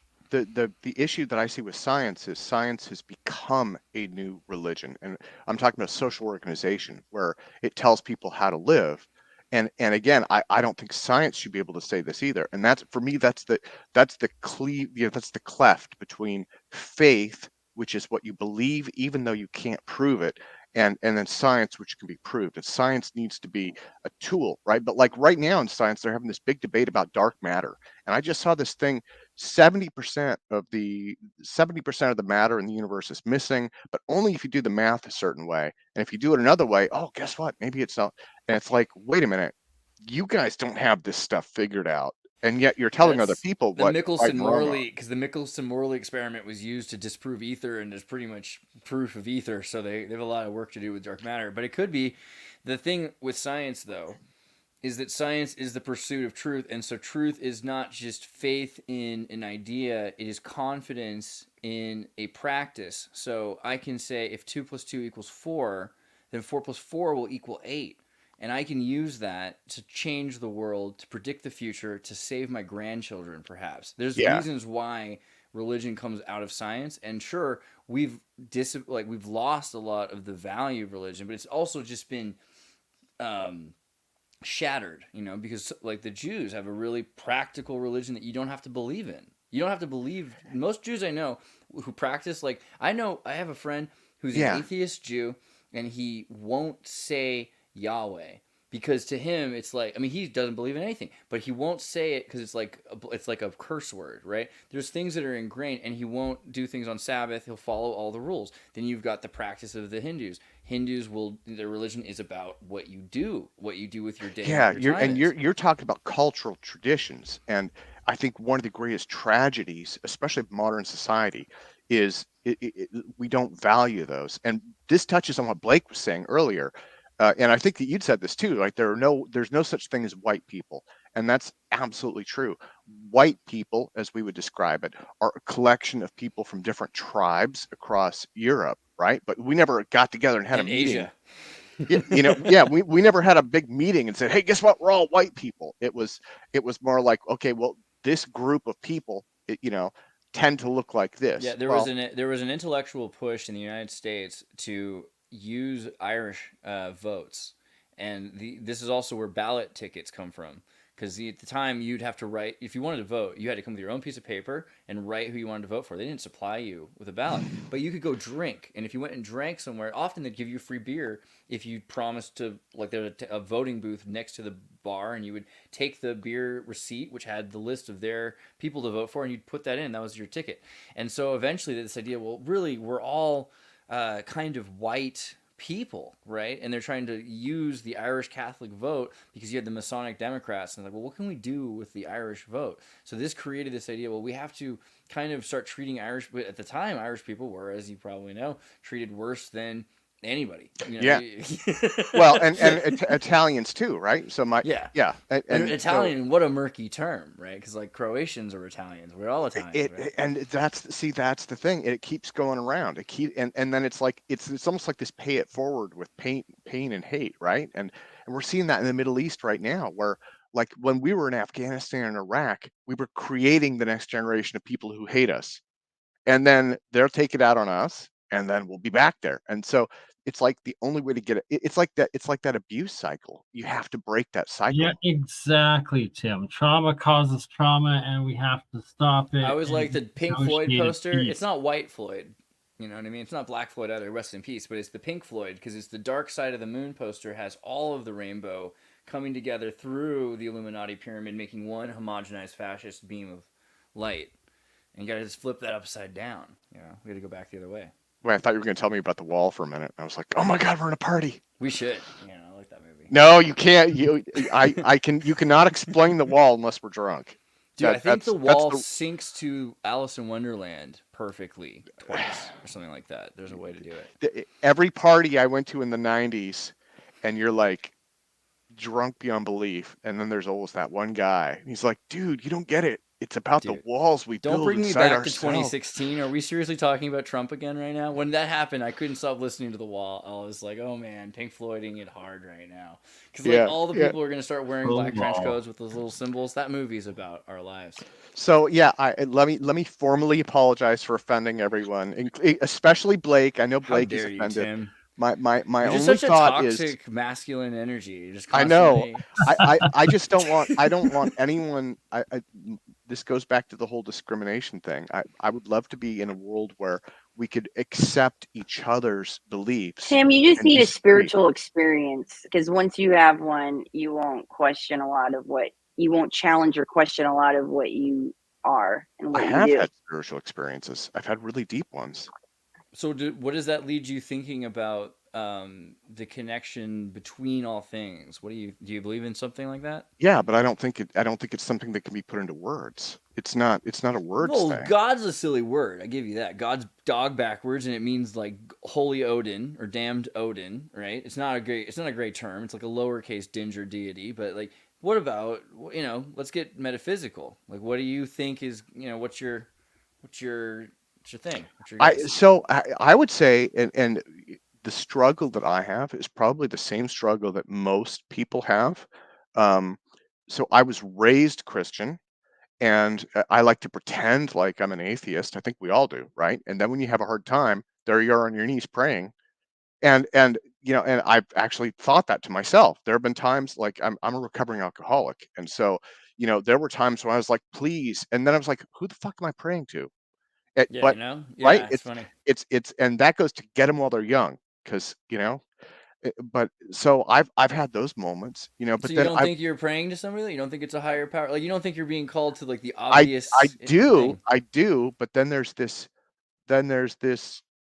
there's logic versus faith, right? And like, I can't resolve that, and I think most people probably can't. I think most people have this inner conflict. What is your logic that's conflicting with this idea of Well, there being like a so guiding there's source? that, and then I've also had deep spiritual experiences, and that goes beyond words, right? For me, it goes beyond words. I mean, for you, that may interpret into words and symbols. For Julia, you said you'd had answers.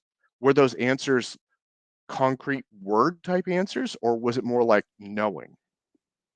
Are you talking? Well, we're talking. What I brought up earlier was about with proving it is I was blind to certain targets that I had written down that verified what the target was, and because you asked about proving it, but are we talking about now? What are you asking about? Like God, or what's the Well, Sure. question?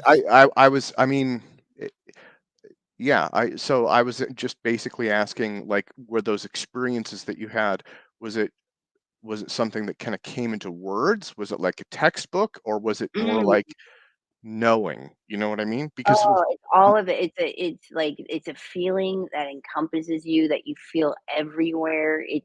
It almost reminds me of like the way people describe like near death experiences, where you're overcome with like you're in such awe and there's such glory and you feel it and you feel tingly and happy. You feel love like embracing you, and it it's like, and then you just it when you're there, when you're experiencing it and you're feeling it and everything kind of makes sense.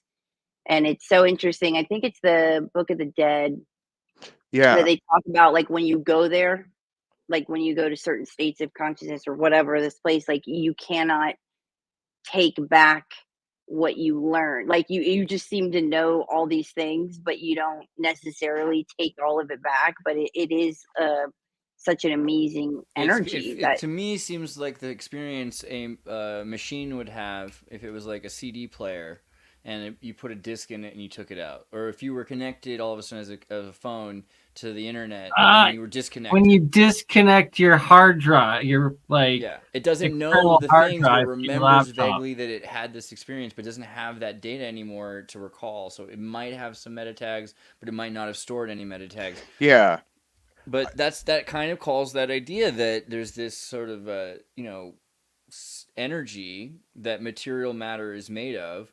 That energy is forming and sitting in positions, but it's quantum entangled. So the likelihood that we're able to interact or that we're connected. I mean, we're already dealing with if machines are able to pick up radio waves, and clearly we're using radio waves and birds are using them, then we're probably getting a lot more out of radio than we realize. Also, do you know about Michael Persinger's God helmet, the Koran helmet, right? So this was a thing that was designed for the that's a football purpose. helmet. Well, the Koran helmet is a Well, give machine that me a can sec. make I'll you be right back. experience. It makes you experience God, right? So that's not. It mm, makes you think you're experiencing God, and that's you're able to produce the psychosomatic responses. And Persinger's not a religious person; he's an atheist, but he found it didn't matter that he called it the Koran helmet. People kept saying that they were experiencing God, so it didn't really, objectively, that's the experience they were having, right? wait, And so they does it in radio waves? Like what? yeah, so it's essentially how's this work again? Uses solenoids placed over the temporal lobe, produces EEG traces from the limbic system, and then EMF emissions, radiation. And also, you're in a Whoa. Faraday chamber, right? So you can control the experiences. So all of a sudden, the Schumann resonance is no longer, or whatever it is no longer affecting your mind because you're in a Faraday cage, and they can produce a new sonic frequency, and that change, and especially because it's directly in your mind, it can interact and it can you can change the signals going into one part of your mind depending on what another signal is going on, and you can change your equilibrium and everything else like that. So this can make you essentially have the same experience as if you were having a divine or godlike experience, right? And that's kind of, it calls into question, like, we have these receptors for that purpose, or is it just like, okay, well, all those experiences, they can happen, so because they can happen, we're having them. Like, it's not really clear, but it seems like the idea that we can have them is more interesting than not, because the sophistication of those mechanisms are not just accidental. It's not like, oh wow, you're just not able to deal with this data stream and this is what you're thinking. These are specific I think that's what a lot of receptors. these temples and a lot of these sites were made for. And we look at it now and we're like, what were they made for? And it was, I think, to induce, to have that happen, where they were in these rooms and the rooms are cut in a certain way for specific frequencies. And you combine that with maybe light and sound, and it'll get you there probably, Right. to certain states. It reminds me of Lady de Elche too. That she had the two circular things on each side of her head. But yeah, Like not that. sure if you got all that. I see Tim. Blake in chat. Blake, let me apologize to Blake. Blake, I did not mean to offend you, or I'm actually looking out for Blake, and the reason why is no one should be able to say what Blake believes is correct or incorrect. That is personal article of faith for him, right? And that's my belief. I believe that, and the same thing would go to everyone here. Like, it is not my place to judge what you believe. Yeah, but I think that's the problem. Is like, so again, we're getting back to that idea of like religion being just Until this sort of, we bring forth God technology. this is God plebeian. Tim's talking about. I want the singularity. Tim, you're talking about the plebeian religion of peasants. And again, it's like, this is different. Those are reductionist ideas. What people believe has to matter when it starts to be about math and science and the reality of the universe. Those are no longer. That's why the question becomes less important. Is it someone's right to believe crazy things, and why people start to freak out about flat Earth and science, about the space and everything? Because like, well, these are drastically different approaches to our future and our strategy for our future. So I think it's going to be difficult to just say, okay, well, everyone can believe whatever they want to believe forever. We've been trying that with postmodernism, and so far what you have is you have people that say, okay, well, my experiences are real, so I'm going to become a cat. Well, and like, so John Michael Greer he's a druid, right? And he practices the traditional European tradition. And again, it's like, you know what? My approach is like, hey, more power to you, man. I feel like the only one who would know if he really was doing traditional druidic practices would be like the Vatican archive librarian. Yeah. So I mean, yeah, I wish I had I don't have any answers in terms of faith. I don't have any answers. But the big thing for me is just like the thing that scares me is in history, when you have a group of people who say this is right, that's when you end up. I mean, like the communists did that, right? Joseph Stalin said atheism is the path. There is no God at all. And if you don't believe it, you're dead, right? And see, you've got, so that's the problem that I see. Russian cosmism emerged out of that. There was still sort of, I think, a spiritualism from Russian cosmism. I don't think that the death of the idea of the single parent who writes books, like, I think that's the thing. Nietzsche didn't mean that Narayana was dead. Nietzsche didn't mean the Tetragrammaton or math was a lie. Nietzsche meant that our ideas about God being a person like us needed to be re-examined, because it's not that God is in the image of us, it's that we are in the image of God. It's that everything, the metacosm, the Vitruvian man, this whole thing, at all moments in time. And think about yourself, right? Like, as a child, as yourself now, as you will be in the future as an old person, all the emotions that you can experience. I mean, this is the complication of, like, who are you, and what are you, right? Like, it changes, but it also is a singularity. So I think we should be trying to find the truth. That's the better goal of religion to me. I get why it's not the most practical goal of religion and why it's more useful what you're saying. Like, plebeian religion is the Baptists build a community center and they support the poor, and then children have a place to go after school, and it doesn't matter what they believe. I agree with you. I think at that point the Church of Satan doing after school daycares is probably sufficient. But if you're looking for the truth, Truth should be. I'm looking at Bernie. Bernie's trying not to smile. Everyone sign up for the X Church. I'm just thinking about Please do. Bernie's visualizing the Church of Satan doing daycare.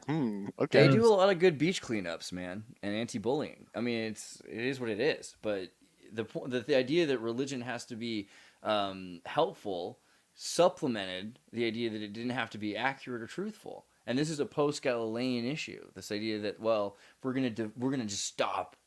We're gonna stop using church as science. We're gonna believe one thing, and science will be another thing. That's crazy. There's never been. That's One of the new one of the idea. challenges, one of my complaints actually comes out of I'm going to piss everybody off, but it comes out of your traditional Christian literalism. And this goes back to my mom, right? So I'm going to blame her. But even when I was a kid, because she bounced around all these different Christian churches, and my mother, at least, is very much a heretic, right? But Nice. the idea is that the Bible, I'm just going to pick on the Bible for a minute, right? The traditional, King James version, it's a collection of philosophy and wisdom and knowledge, right? And as you've mentioned, there's some esoteric knowledge. Maybe some in it. John D code. Yeah, right. There's a lot, right? But then the other problem is it is also a collection of social traditions and social customs, right? And so you've got stuff like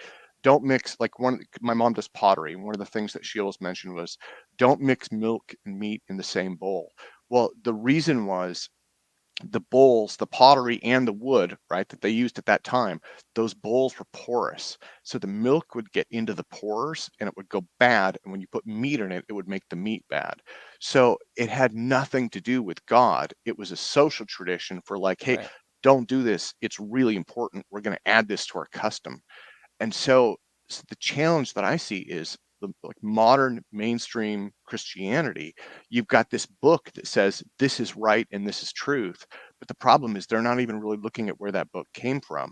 And then you get into other stuff like the Council of Nicaea, right, where they've got like this massive collection of like testimonies from people who were like, this was Jesus, and the council sits down and they're like, no, we're going to throw these out and we'll take these. I'm like, well, wait a minute, so again, I'm picking on Christianity, but like a lot of religions have this aspect to them, and that's why I'm very much pro faith, but I'm really not pro religion, because religion it's kind of a form of control. It's like we're going to line people up and they're all going to march in the same direction.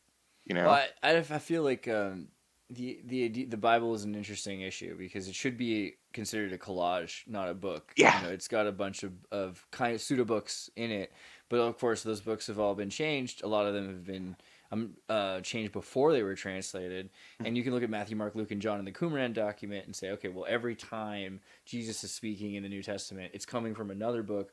They're directly quoting it. They just take that and then they write it down into their larger story. And this is all before Marcionites or Ebionites are arguing about Christ. But that's there's two things here. One is that the Bible is interesting because of that, because now what you have is other Bibles, other books like the Gita and the Quran. They'll tell you about how perfect a person was and how everything worked out, essentially. And the Bible is a collection of human failures and the consequences of their sins, like where the God, or when we say God, you have to also think of like the literal legal term, acts of God. People there for generations are suffering because of the choices they've made, and we're documenting it. And it's not always saying you should live like this. Like you look at Deuteronomy and Leviticus where it says if someone rapes someone, you should give them 2 chickens or some shekels. It's not saying to live like that. It's saying people lived like this. It's an anthropological record. And be careful because this could happen. This is the worst thing that ever happened. And it's led up to a jubilee, which is this guy shows up and says, hey, look, we really got to stop rocking the boat with this karma. And we should start to just forgive each other's debts and sins and, transgressions so that we can just forgive and forget, literally, is probably the best thing. And they killed him for it and all the witnesses. And then you have this idea that, but you have already a Jewish and Vedic, really there's this ancient antediluvian idea of sacrifices and atonement. Like if you steal a candy bar, you have to pay for the candy bar, right? Like, so the atonement sacrifice reemerges, that Christ was brutally murdered, and it's a God, so it's the shepherd that's sacrificed, not the lamb. So you have this immortal sacrifice. This is a conflicting religion, and I would argue that this is not anything to do with what Christ was doing with his life, right? The living Christ message is very different. We can, in our lifetime, without killing goats, just forgive each other. To, hooray, we can all kill each other now because it doesn't matter because God died. And so what you're going back to, you were talking about the Kabbalah, right? And I think this goes to what Blake was talking about as well. You guys are going back to older books, and part of it is trying to work around some of the crap that was added in, right? Yeah, but also I think it's worth looking at those books. Like, you don't throw them away because you look at fake history to find out the truth. You have to look also at anthropology. You have to look at what people believe at the time. The Bible wasn't meant to be a single collection of books. Pope Gregory he's like, look, these are the ones I like. Like, you might have different ones, and there are a bunch of different options. The real reason we have a canon is because of Marcion, because Marcion said we should just throw out all the old books. He is a very weird kind of Christian. He thought that there were two gods, right? Because the Bible does say this, that there are multiple gods, and it says that there was an angry God that created the world. It was an angry, wrathful God, and then there's this loving God, which is where Jesus is coming from. And that was the Marcion Christians, and they banned the Old Testament. They're like, well, these guys clearly didn't understand what was going on, so we're going to just cut that out. We'll just have anything from Paul on. And that freaked a lot of people out, but the Marcions were really popular. So they eventually, St. Augustine was like, well, we should probably make sure to have a canon that includes these older books. Start with 77, works down to 66, but the Catholics still have extra books. But that doesn't even include the Ethiopian church, which has its own set of books. I think the Orthodox might even have a few more books as well. But the Ethiopians have their own gospels, like including Gnostic texts like the Pistis Sophia. So there's a lot more to Christianity, and it's kind of weird that we think of it as, oh, Christianity, it's Baptists, or it's like fundamentalist Christians, or it's Mormons, or it's the Protestants. It's a lot of different things. It's also like Syrians, it's also Palestinians. No, Andreas, let me thank you for sharing that. And I mean that you know far more about this than I do. You know far more about Christianity than I do. Some of the Christianities around the world, though, conflict with what we like. In America, we look at Christianity a very specific way because of what it's done for us. Yeah, well, so then my question would be, based on these other books that you know of, like how does that change? I mean, this would be like... First off, it doesn't need to be about the books. That's the biggest thing. The idea that we need to have canon is wrong, and it comes from Marcion. Marcion did that, and they're like, well, no. Don't throw away the books. Let's keep at least these. But that's kind of like the Bill of Rights. The Bill of Rights wasn't meant to be... It was supposed to be expanded infinitely. And so we should be continually adding... I mean, not just like Book of Mormon level. We should be having the stories of the church in the three, like I think the 3rd and 4th century letters and committees. Those things should be included in the church. We should also have the Didache. The Didache shows the 1st century or 2 centuries of Christianity and what they did. And they're like, okay, look, if a guy comes to town and he says he's an evangelist, Messiah following Christian, let him stay 3 days. If he tries to stay longer than that, kick him out of town. Like, they have all these weird, interesting rules. If he asks for money, don't give him to him. He's not a good Christian. Like, interesting stuff that could be in the Bible that shows how people lived at the time, and then you'd be looking at it differently, because now you're like, okay, well, this is a story of people trying to better themselves throughout history. It's not the same. It's not all of a sudden, well, this is like the way it's an oral history. It's an oral history. And you see that like with, I mean, every group of people, right? That's what we do. Like we are storytellers as human beings. And so that's the tool they had. And from what I understand, as an oral history, one of the things they would do is memorize this with incredible accuracy, right? That's supposed to be one of the hallmarks of the Jewish tradition, was the level of accuracy that these stories were handed down with. And that's why, like, from what I understand, when you go back and you look at these from time to time when they are written down, they're always like remarkable at how accurate these stories are over time. you Well, know. so that's the other thing is like there are scribes that copy stories, but there are very different stories for different groups. Matthew, Mark, Luke, and John weren't Matthew, Mark, Luke, or John, nor were they even the schools of Matthew, Mark, Luke, or John. But there are ones we know, like Thomas went to India, and we do have in India a huge Christian belief system that is essentially they believe that Noah's son Shem went to India, and that essentially like the Vaishnavist cults, their beliefs are like Persian post-flood traditions of great men who did live like perfect, in a lot of ways, and so they were remembered and honored, but that it took away from the original idea of source, and so that Narayana is Yahweh essentially. And so this is, I mean, there are a lot of diverse, and then there's Manichaeism. Like St. Augustine was trying to be a Manichaean at first because there's like Buddhist Christianity, like all from Persia to China, and they believed that there were 7 dark archons and 7 light archons that like the dark archons were tricked into swallowing the light archons, but then the light archons were inside the dark archons, so now they can come out from the inside and they'll integrate, and our job is to better ourselves, so there's all these different belief systems that were emerging. The most interesting thing to me though is they're always associated with universities, they're always associated with education, they're always associated with the betterment of science, of astronomy, algebra for predicting flood seasons, and you'll never find a better example than a monk or a priest or a imam for like a scientist or an alchemist or an inventor or a lawyer, like Maimonides, right? And this is the other thing is like the way things were in Spain, right? Where Maimonides was a Jewish rabbi, but he was a doctor, and so he was and he made an administrator over Christians in a Muslim state. It's just amazing. I think this is it's hard to understand because we think of these divisive American, ideas that these groups are so separated, which I think they were a lot less. No, and so what interests me is what you're describing is I've read about something called a racial climb, and this is also a cultural thing, right? But this goes to the whole, again, as Americans, we like to divide things up. This is a black person, this is a white person, this is an Asian person. But in reality, what you have is you have these series of tribes, and they all met and interacted. And as you're describing, they traded not just goods, but also ideas with each other. And so when you go to the Middle East, right, and you look at, okay, where does a white Northern European person begin, and where does a Middle Eastern person begin? There is no beginning or ending. You have people who are a little bit darker and a little bit closer in culture all the way down, right? Because these were trade routes. And so what you're describing is the same thing in terms of storytelling and religion, like you were talking about Thomas going to India and picking up things there.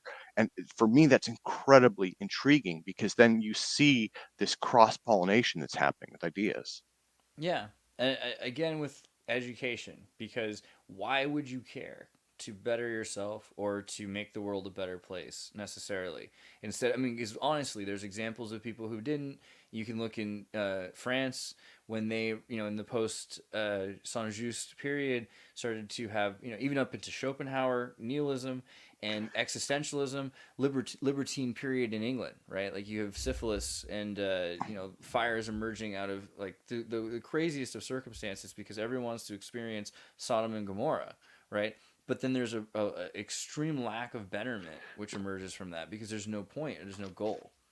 That's where I think that's what faith is really for. I think faith is supposed to be about that, not necessarily. I can't even really conceive of the kind of idea of faith that I think you're talking about, which I agree, like there's like this weird idea that I've seen it though, like I've seen movies about like Christian Bible camp things. I know that kind of Christian exists, Paris syndrome, but I can't even really understand how that works or what it's for exactly, except that it's, a safeguard against questioning things. I get that. Yeah. I think that's I think if Yeah. that's, and then we can agree, like but that's not what I think faith is. It's not, I don't think God is a single parent who writes books. I don't think faith is a license to not question, to be I would arrogant. say in the United States, we are very good at mass producing things, and religion is one of the things that we mass produce, right? And it's like everybody marches to the same drummer down the same road, and and nobody questions it, right? And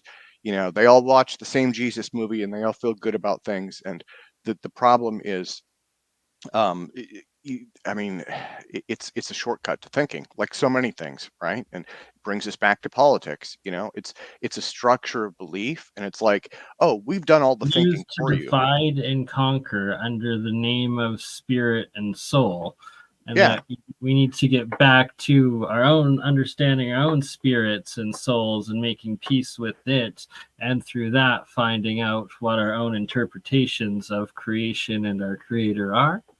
Well, I do think it's an interesting thing about what Blake was getting at, because this idea that if we're able to emerge as a conscious being, regardless, the fact that we have a superorganism that has political bodies and like our organs are connected to our brain, all of it, if that can happen and consciousness can take over this kind of a vehicle, then it seems macrocosmically logical that that could happen on a larger scale. That there could be some sort of consciousness that is using the sensorial information made from chemical explosions in stars.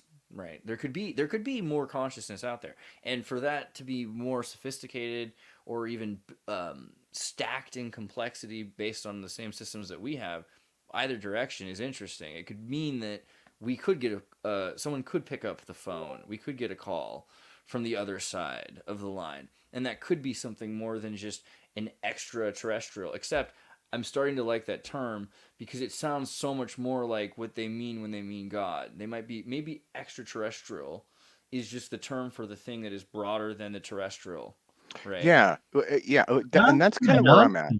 I like to think that there's something larger than us, and I think all of us can agree on that, right? I think everyone agrees on that, and this goes back to what Julie was talking about. Like we have all of us have had experiences, right? And I know in my case, I would say the deepest spiritual experiences I've had cannot be put into words. At least I'm not able to. I'm not able to put them in words. And like you said, it's like you take the CD out, or like Oh, I like like that.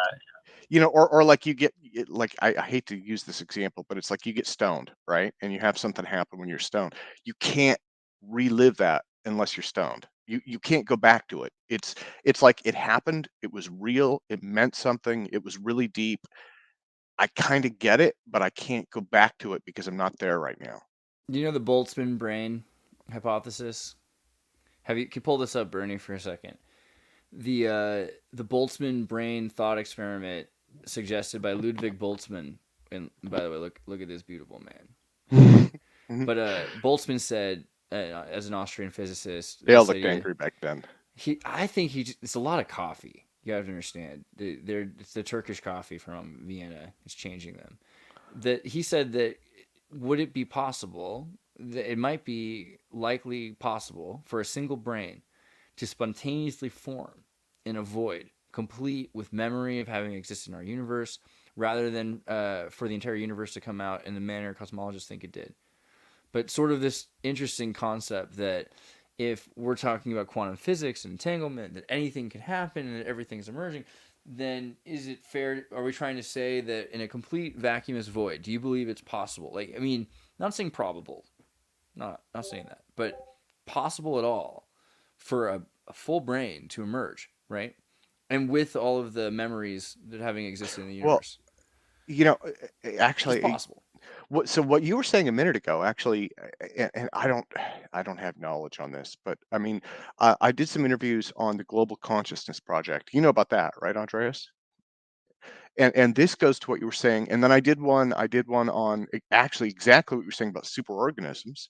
And so maybe this goes to what Blake is describing as well. But um, it is incredibly intriguing when you think about it. Our body is just a collection of cells, and so we have this experience, right? All of these experiences that we have, including the spiritual ones, you know, it's there's something there that's greater than the sum of the parts.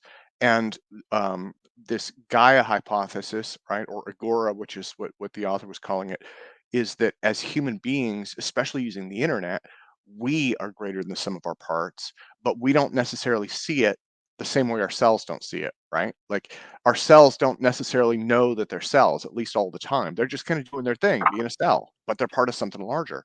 And so the hypothesis was maybe we're the same way. Like maybe all of us are part of some larger consciousness, but and maybe this includes like And maybe singularity. cells have a bit more awareness than we realize. Yeah, They could be yeah. living their own lives in a sense. It might not be the same, but in terms of stacked complexity, it might have the feel, you know?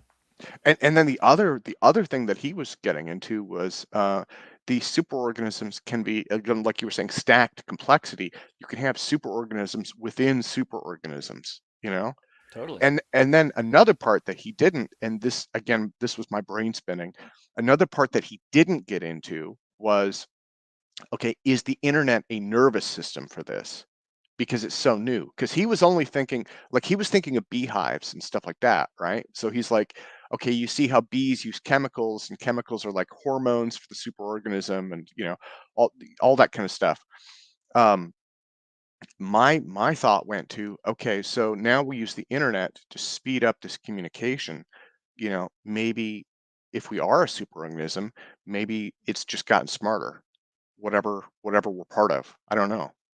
Yeah, no, I like You know that about thought actually. carcinogen, you know about Reaching, it's crabification, carcinization. I'm trying so hard here. You know, when things become crabs, like everything evolves into crabs, you know what I'm talking No. about? So hold on, let me pull this up real we're quick. not monkeys, we're crabs. Well, Bernie is a I think cancer. he's saying Yes. we're going to become crabs in the future. We're getting there. Everything, Crab I'm crustaceans. trying so hard, man. It's just, the internet just hates me. Okay, so basically it was like the crabification article. It was like, why do things keep becoming crabs? Thousands of things evolve into crabs. These are all things that started as different, and then they just evolved to look like crabs because it's just a really practical thing to have a shell on your outside and have these big pinchy pointers and things like that. And you can also think about the hermit crab, which is a transhumanist kind of thing. I mean, trans Crabs kind crab. of scare me when you think about it. Transcrabist. Yeah, when you look close Transcarcinate. at them, aren't they scary? Maybe Aren't it's we just all? me. I think we all are. But what's interesting to me about the crab is it has a shell that it's collected from nature. This is This is technology. This is essentially a cybernetic, or a what do you call that? Where like where it's an implant, or it's this. That's crazy to me. 3D printed hermit crab homes. They made glass shells, and then the crabs adopted them, so you can literally get them to think, all right, I'll use that as my shell now. So I've been thinking a lot about that because humans, we're evolving into a superorganism in the same sense that we've got Yeah. a shell, like a wall around our society. We have, a backup system for memories that is, so our superorganism, even if people die, the superorganism of humanity is immortal. And it's not that humans are becoming, it's not that a person is becoming a crab. It's that humanity itself is becoming a giant crab. And this is, I think, what we'll see as superorganisms emerge. Things like that. I mean, not necessarily like a comic book, more the idea that we're going to have these cybernetic pseudo-biological superorganisms that are made up of, like a siphonophoric jellyfish made up of many people, many things, and also have technology to supplement this greater conscious experience.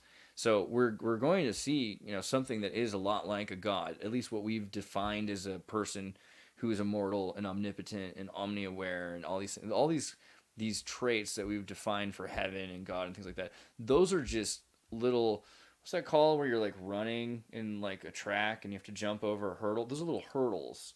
Heaven and God are just hurdles on the way to a bigger thing. I think that's another reason why faith is interesting, because we're looking at sophistication to the level of what is the universe made of. I mean, in the Kardashev scale, are we looking at a universe that is able to self-replicate, right? Because we have stardust that's able to, stars are able to produce, theoretically, stars are able to produce atomic clouds of stardust that produce electron chemical adjutants that produce symmetry of different kinds of periodic table events, which allow for, I mean, that is very similar to me the idea of gestation and pregnancy and everything else. These are cataclysmic events that are creating worlds. So I don't know. It's hard for me to say that we shouldn't be looking towards consciousness as a entity beyond humanity. Like superorganisms definitely have precedent. At least we're inventing The fact one. that we haven't is what's missing. Yeah, But well, we and haven't again, talked- one of my Air Force buddies was telling me. I mean, I was never in the Air Force, but it's one of my buddies who was in the Air Force. You should have left that. I would have loved to just believe that you were a fighter pilot because you kind of have a Top Gun kind of thing. I don't have those kind of reflexes, man. I trust me. Yeah, I'd be the one who I'd be Goose. I guess that was the Navy, but same principle. So he read a book about plasma filaments, and again, I think this may go to what Blake is saying, but he read a book about plasma filaments, and it was the same idea you're discussing. It's could these filaments be part of a larger consciousness in the stars or between the stars, right? And he Yes. was talking about the way that plasmas behave, and it's almost intelligent in nature. And starting with that as a basis, could you have logic and mind form?